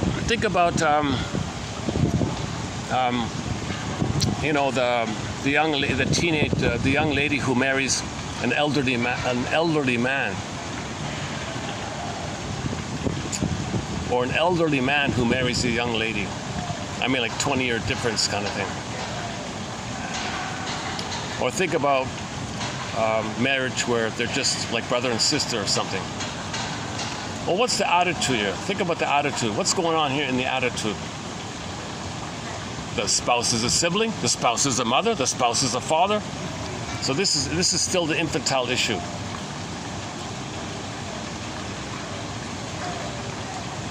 It is difficult for many people to understand people doing this. It's confusing to see. You know, a 19-year-old young gal married to a 75-year-old, you know, whatever. It's just too bizarre. It's just too, oh my God, what the hell? There is a phase in infancy in which, so that young lady regards all men as the father. All woman is the mother. In many cases, the expressions and often the ideas and feelings are retained.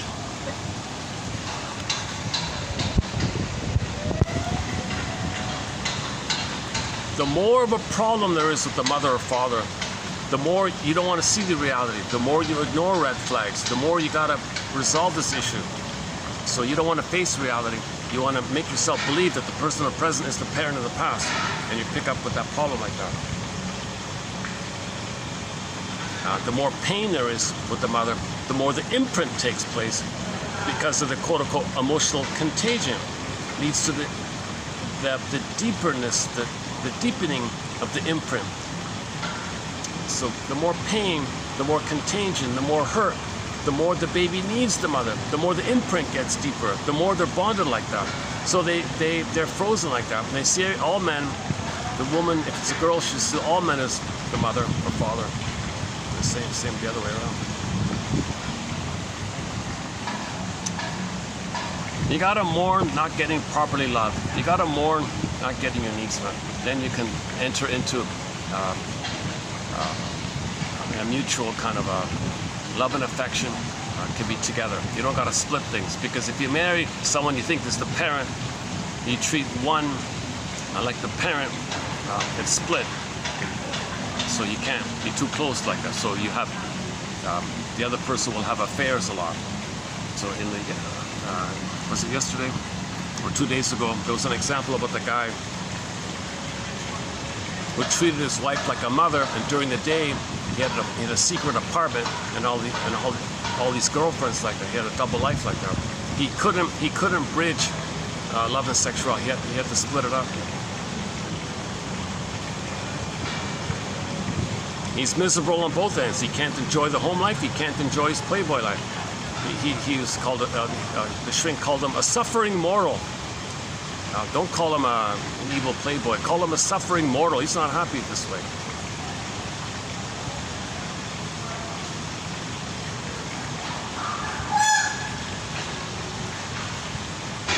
So he can't find the love that he needs with a symbolic mother, so there's no love.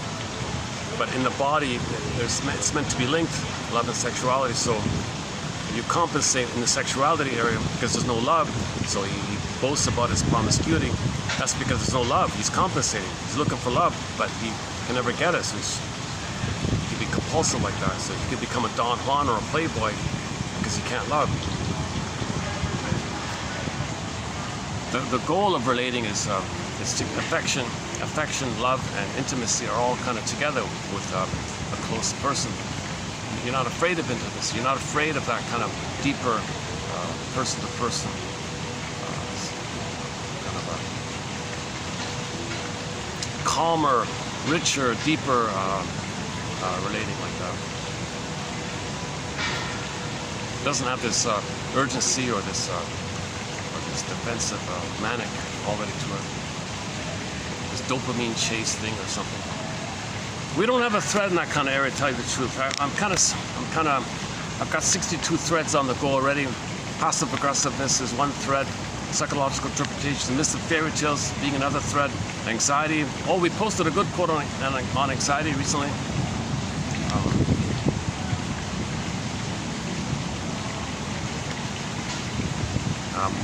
Narcissism, of course, and the various branches of it. The BPD, of course. The bully pattern, of course, and other personality patterns.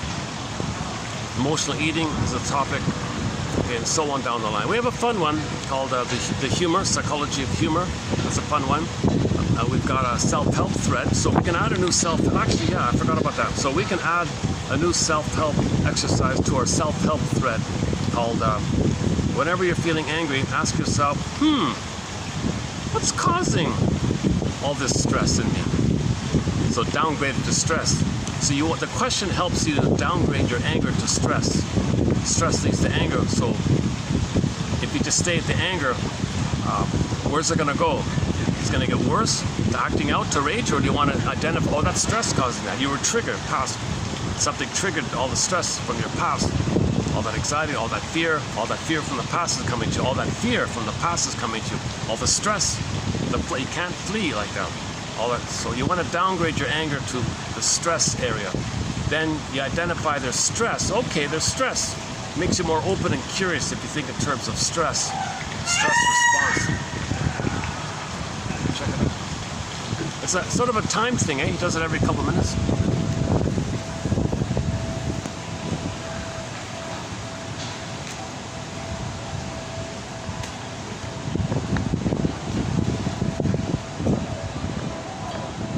What are you trying to say, bird?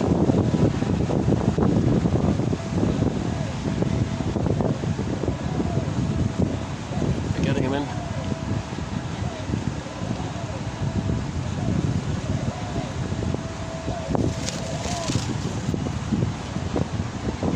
What's on your mind?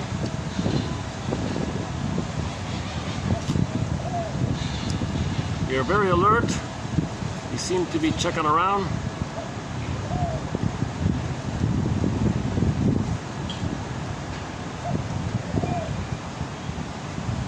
Your buddy's down there. He's awake.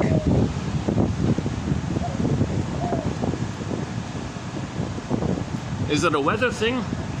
Is there going to be a rainstorm or something? Are you worried about one of your companions?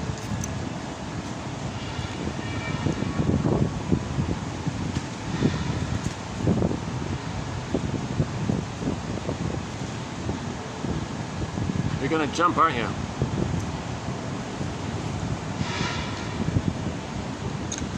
Oh, I see. So you were upset that the bird was on your spot, is that it?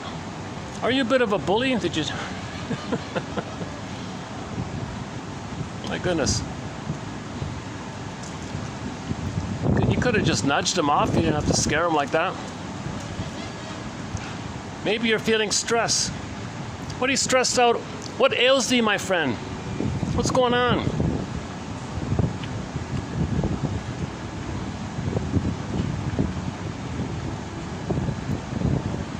No one's gonna cook you, don't. You're a beloved pet here. You're a star, you're a celebrity. You're a little famous. Cute little birds. Where's the other one? Haven't seen these guys in a while, eh? Here's the other one.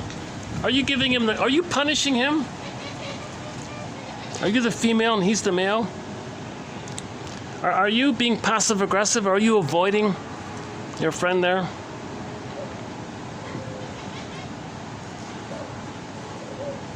Let me ask the rabbits. Hey rabbits, what's going on here? You see everything.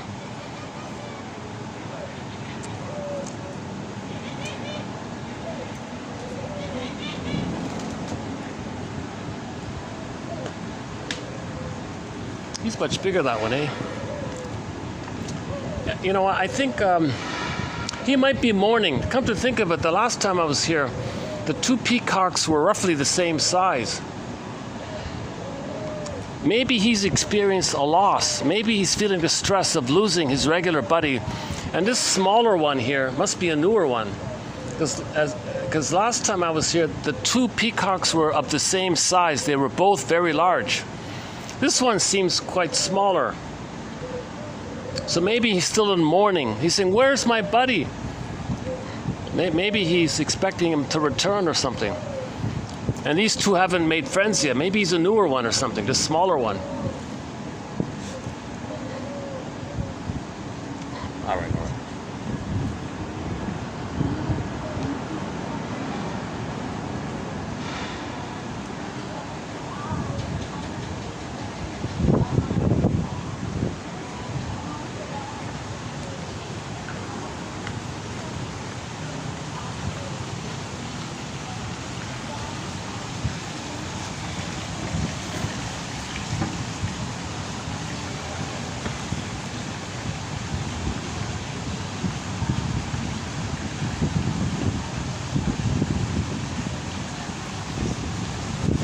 Now I'll confess that this batch, once in a while I have a bit of a weaker load, a weaker batch. This is the rare time.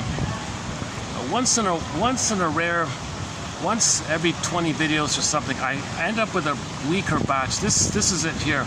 This could easily go into the honorable mention pile. But anyways, in the next video, we got a good quote.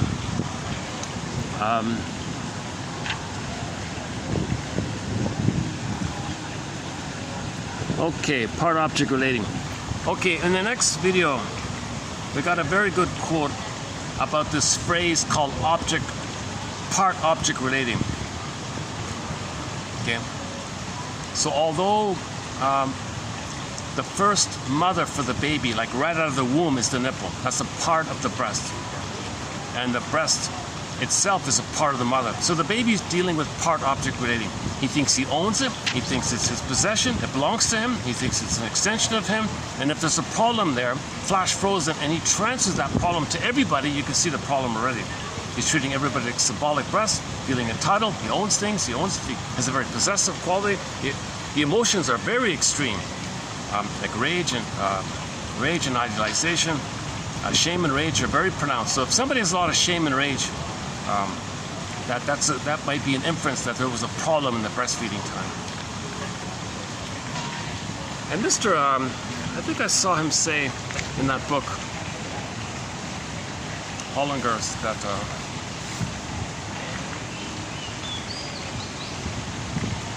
I got it right, that shame and rage can be expressed in a tone. So somebody might have a tone of voice that's filled with shame and rage. So it'd be very controlling. There's a hostility to it. There's a controlling quality to the speech. There's maybe there's an expectation in the tone. Maybe there's some kind of an attempt to control you with the tone, and emotionally speaking. And you can feel, get away, I can't listen to this, right?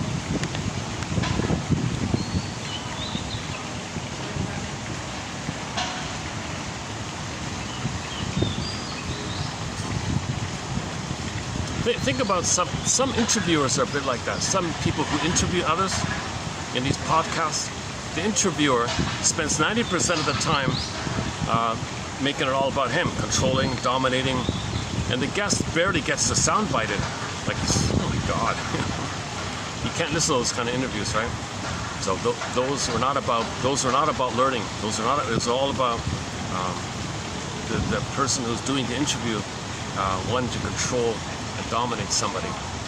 They need a chump to dump their repressed hostility blues, so they call a guest in for that kind of thing. Yeah, I can't listen to those kind of interviews. It's impossible. Even though the guests, I don't even know why some guests would be interviewed by certain people. Unbelievable, right there.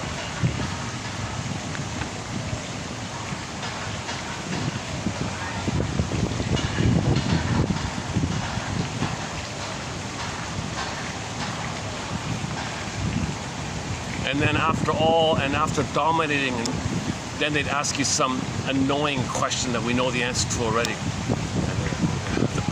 the poor guest, oh, seriously? I had to listen to you for 30 minutes, and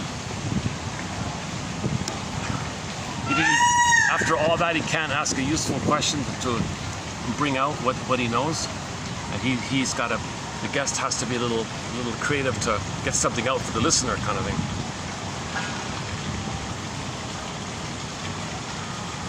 So Hollinger says something that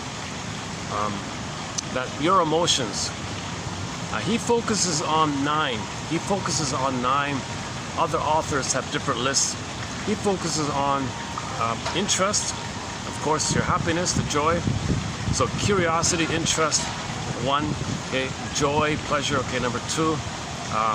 He includes surprise, like a positive surprise, like a delightful surprise, like, oh, unexpected, like you won something. What a surprise, like a happy surprise. Number 3, he considers those 3 sort of in the positive area.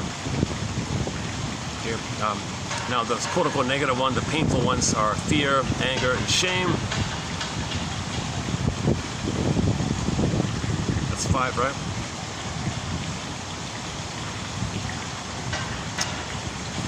2 about the physiological area of distaste and dis-smell.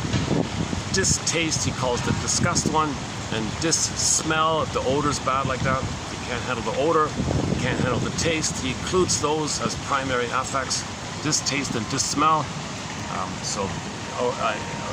You can say distaste or you can say disgust. He means it in the food area. Oh, sorry, shame is another one, negative one. Okay, so distaste and disgust, that's 2. So we need 7 more, right? Okay, the three are interest, joy, and surprise. So we need 4 more, right? So the 4 negative ones were fear, anger, shame, and there's a 4th one. It's got to be there must be a 4th one in there. Maybe guilt? No, not guilt. He probably put guilt, maybe sad, maybe must be sadness. It's either guilt or sadness or something. And he admits it. There's a big debate about it. We don't even have a general agreement on what are emotions, what are feelings, what are they? Can we name them? We have a hard time naming them. Some people say, well, emotion is you're feeling it, but you can't put words to it. Let's call that an emotion or an affect. If you can put a word to it, well, then it's a proper feeling because you named it. It's a feeling. I feel this. I have a word, a feeling. But something's going on and you can't put a word to it. I guess that's an emotion or a sensation or an affect or a visceral sensation or a physiological response. So we're struggling even with naming putting words to our feelings, putting words to our emotions. One person said you want to upgrade your emotions to feelings. If emotions are unnamed and you can put a name to it, then the emotion becomes a feeling. Now, some people have this kind of presentation like that about the difference between emotion and feeling.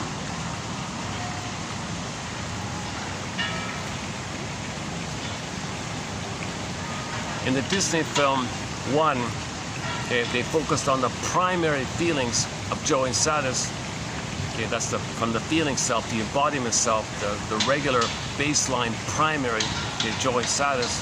And when that was gone, due to trauma, they went away. Then you went back to the survival brain.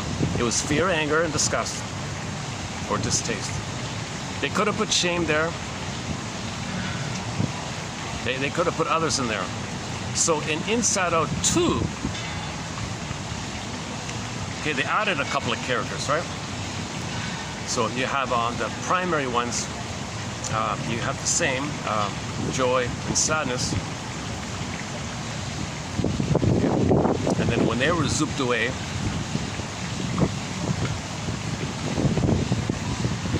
in that version, anger was repressed, fear was repressed, and distaste, disgust, they doubled with shit. So all 5 were repressed. So what's at the console? Anxiety for the fear, okay, nostalgia for the sadness. So the 5 I just mentioned in the first film were all repressed in the second film. So what's at the console? What's the person experiencing that they're partially aware of? So anxiety was running the console for the old fear. Nostalgia because sadness was unavailable.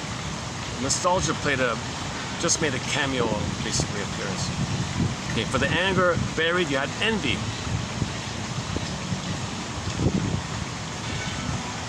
By the way, due to the trauma of the chasm of the basic fault, geological bit of fault, you had the sarcasm.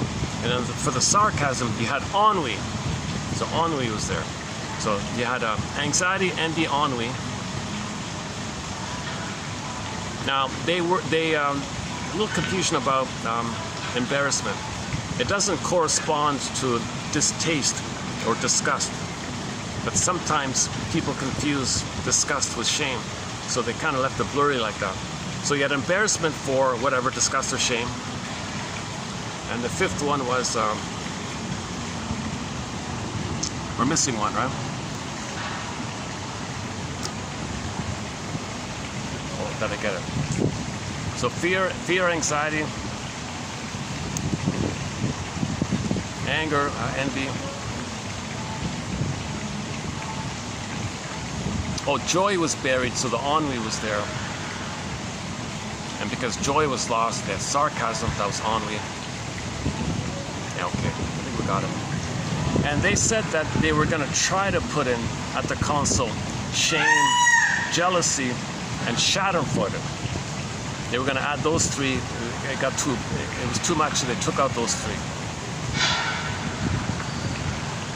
So Hollinger says the reason we have more negative, quote-unquote, negative feelings than positive ones, because we're more able to survive. The baby's more able, or than any mammal, we're more able to survive if we can identify that we're feeling stress, worry, scared, anxiety, ennui. It helps you to survive if you're more aware of your stress. The positive stuff, that's secondary. That's a bonus, right? If you're the happy ones. So we tend to have more, quote-unquote, survival-based, fear-based, anger-based, associated sensations and feelings or emotions and affects, because that sources back that we increase our chance of survival if we're more aware of our negative feelings. So the negative feelings is more kind of urgent because it's all about survival. All those negative feelings are about survival, so that's why you want to survive. So that's like a primary thing, right? And then joy and sadness, when you're loved, you'll have a lot of positive curiosity and delight and affection and tenderness. You'll have a wide range of positive feelings. But we're homotraumicus, you see. The theory is we're homotraumicus, and a lot of us are dealing with abandonment depression, abandonment syndrome, abandonment complex, all this trauma related to attachment trauma, interpersonal trauma, developmental trauma, weaning trauma, strain trauma. A lot of stress and variations on that theme of stress, fear, anger, and so on. Fear, anger, shame, guilt, disgust, feeling badly, and so on. So that's why. I would say that's a clue that we're homotraumicus. We're meant to mostly have way more positive feelings. Okay, love and affection area, play, generativity, creativity, spontaneity, love, kindness, and ethics, morality, virtue, empathy, compassion, love, delight, creativity, sharing. The two eyes create some new synthesis. New things happen when you got love and love plus love. It's like new things, new flowers blossoming. There's the fact that we seem to have in our vocabulary way more terms. That's a sign that we're in the trauma mode. Most people had exiled their soul, and the soul represents a wide range of positive feelings.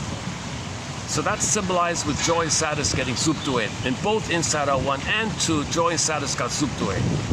Joy and sadness was just a shortcut for the wide range of positive feelings. Sadness is not a bad feeling. Sadness just means you have the ability to grieve and mourn. That's a positive thing. It's a true, honorable, natural feeling to feel sad if there's a loss. It's not painful. You feel pain when you can't feel sad. That's the negative. When you can't feel sad, sad is a positive feeling. If you can't feel sad, that's a negative thing. So sadness is considered a primary needed feeling for your embodiment. You okay here? Okay. Let's check the time. How are we doing here? Still recording? 2 hours? 6:03. Okay, it's gonna get dark pretty soon here. Is the wind, I'm trying to block the wind from buffeting.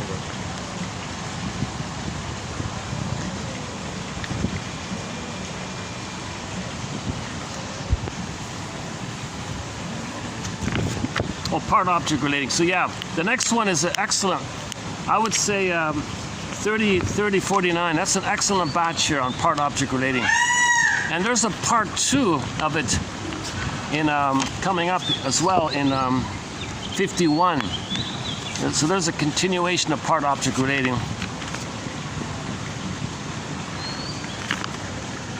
Okay, a little bit about object relations theory, okay. We did the couples occlusion one recently. Identification with the aggressor, okay.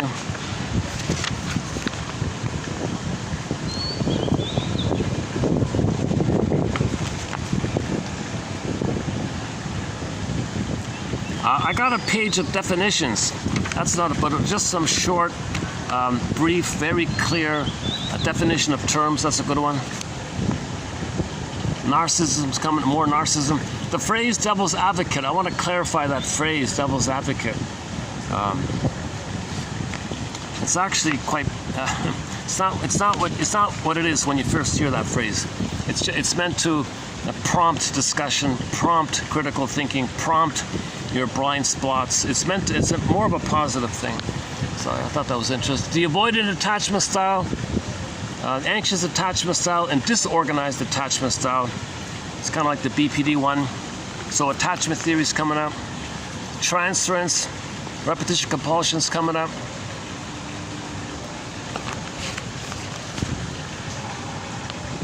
Leon Saul, yeah, I just did a preview of Leon Saul. So we got a couple of pages on the work of Leon Saul. Better read Saul, better call Saul, better read Saul, Leon Saul. He's a clear writer.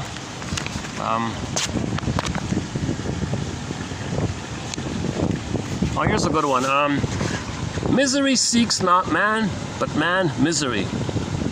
Yeah, so misery doesn't search for us. We search for the misery. We've got the unconscious wish for misery. That's a symptom of trauma. But keep this in mind. The natural polarity is I'm okay, you're okay. Love is to the moral nature exactly what the sun is to the earth, Balzac.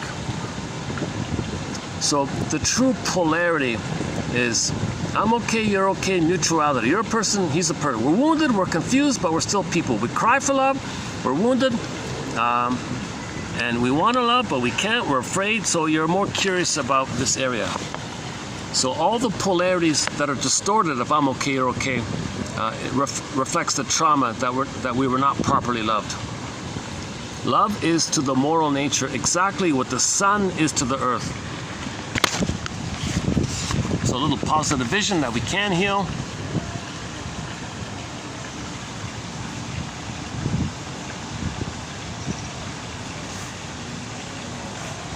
Okay, the Leon Saul one about the pattern, the emotional pattern.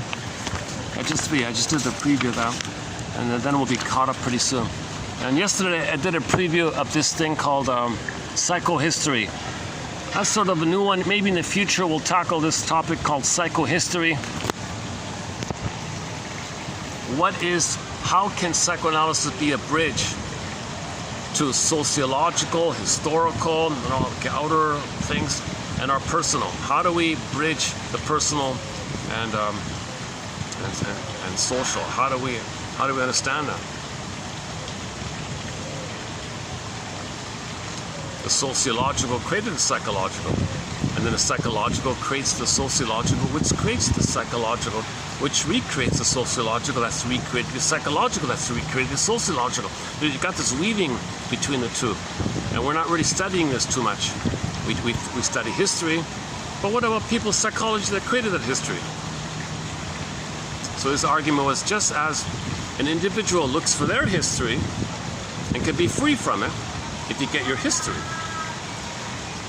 Can we then say, to what degree can we say that if we can get an accurate book on world history that's accurate, we can be healthier in the present? We don't know our history, so we're dysfunctional in the present. We're plundering the planet for a quick buck. We're polluting like crazy, destroying the soil and all that. Okay. Now we got extra hurricanes. Extra lightning strikes, creating more forest fires. The ash goes to the snow. The snow can't reflect. Now there's more heat.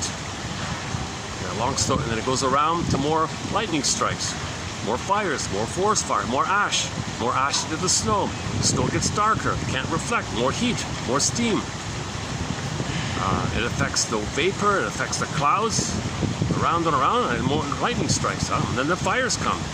So now we're in this negative loop on the outside because we're unaware of the negative loop on the inside. As above, so below. The outer is a reflection of the inner state. If there's negative loops on the outer and the sociological, well, there's a psychological negative loop. So this study of how we can bridge this is called psychohistory. So as one word, psychological, historical, psychohistory, written as one word. Lloyd Demas is the main author on this area. No one's really picked up the baton on that. He kind of started it. He had a few colleagues back in the 70s. It's a difficult topic.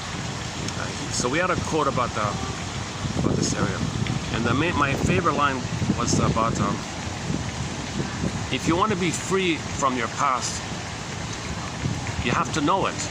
Like you have to, like if we don't know it, you're not free from it. Let's see, can I find it quickly here? What's that again?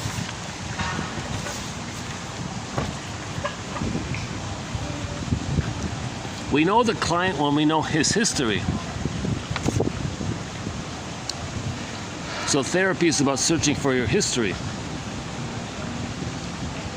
Now you see your history in the present called transference.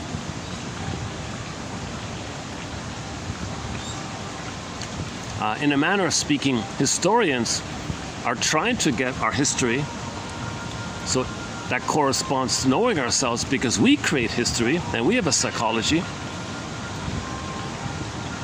In short, the historian is engaged in a psychological project of a highly introspective nature. Now, in order for him to get a proper history, he's got to know himself, his own psychology. If he doesn't know his own psychology, he won't write a very good history book.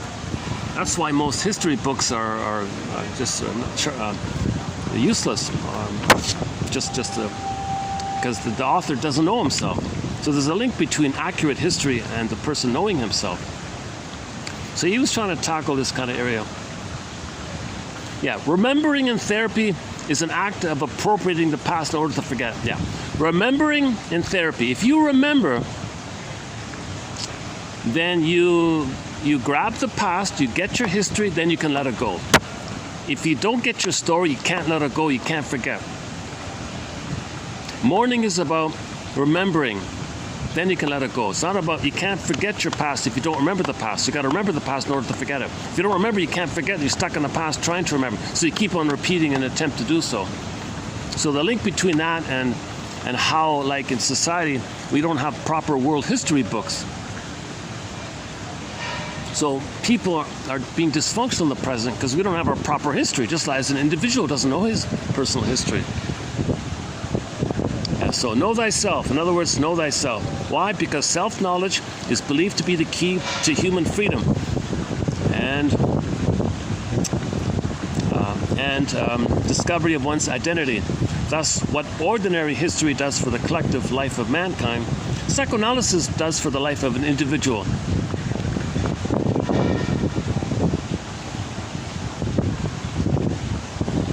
He talks about the intimacy that if you're a historian, you're also a psychologist. If you're a psychologist, you're also a historian. So that it's a little muddled about it, I'll tell you the truth, but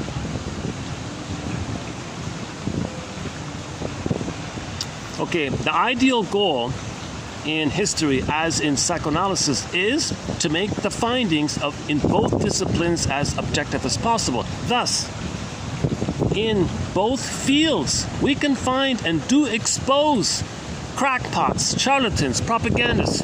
In psychology, it's filled with it. People like Kohat, all these crackpots. The therapist can be the mother. Seriously? No. Charlatan, these are the cult people. In the history, you got the propagandists. So there's a lot of, you got to wade through this to get a proper story. We could say, just as a person has a resistance to knowing their personal story, we have a lot of propaganda out there that's also like a block to our proper history story. Psychoanalysis works only insofar as we reconstruct the history of the individual case.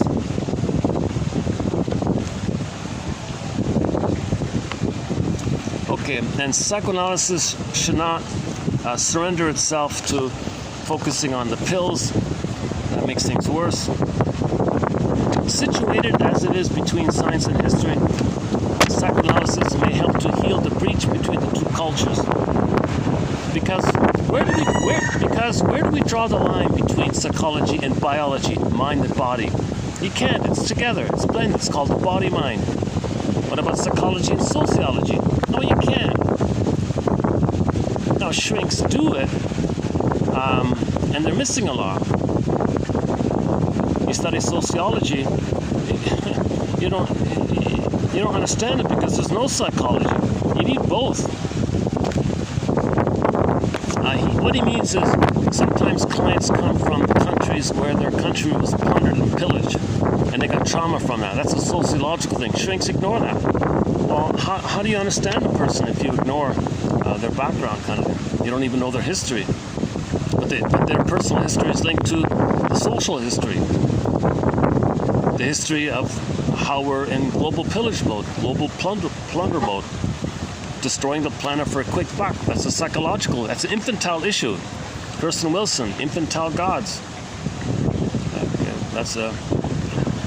So awareness and understanding will give them back their soul, then we're okay. Once we feel, she said, we're all good.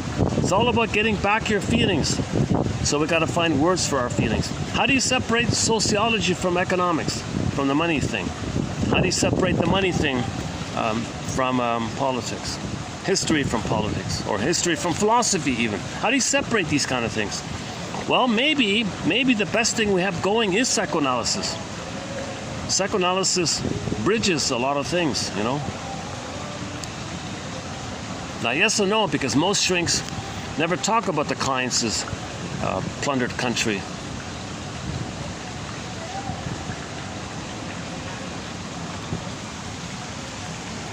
It's going to be hard for a person to mourn if they don't identify that they lost their homeland.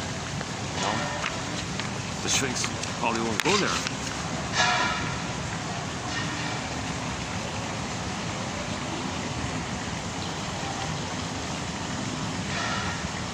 Yes or no? I'm not sure.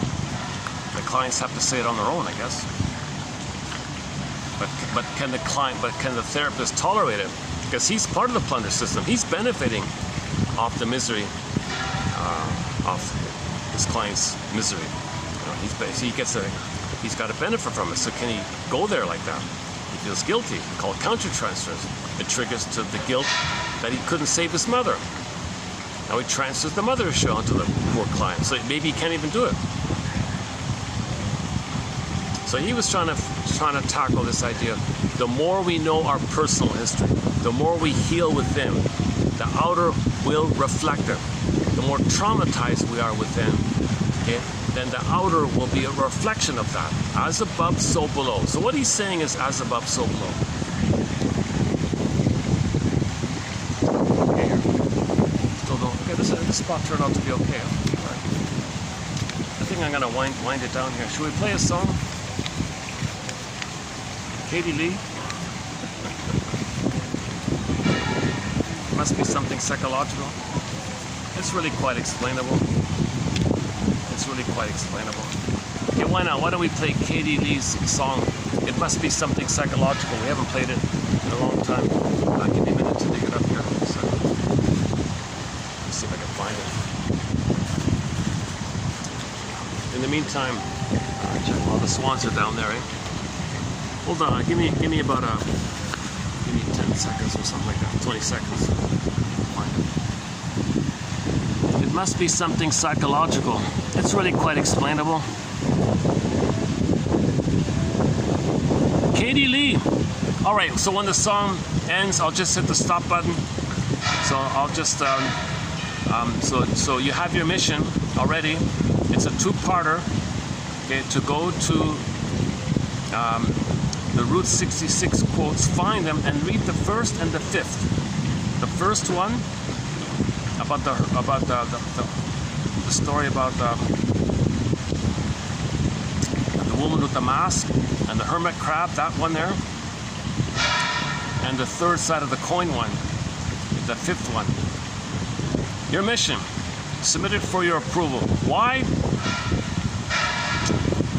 Because we're psychological beings. It must be something psychological.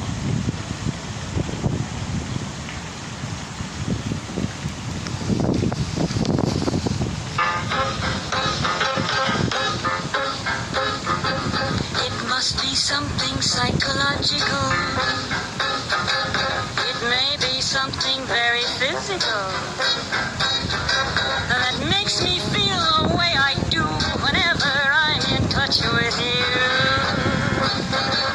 I think it's something strange and mysterious. mystical.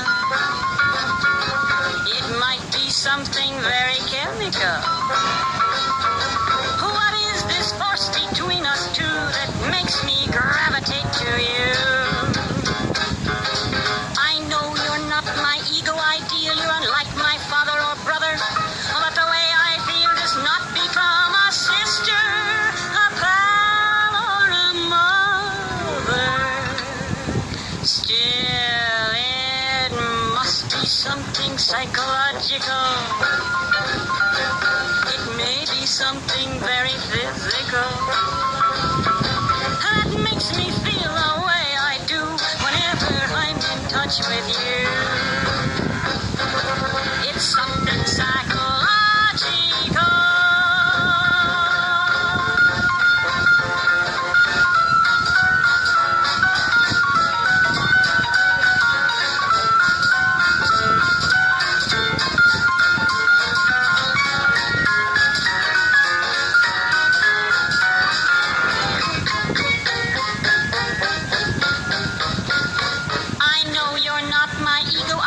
You're unlike my father or brother, but the way I feel does not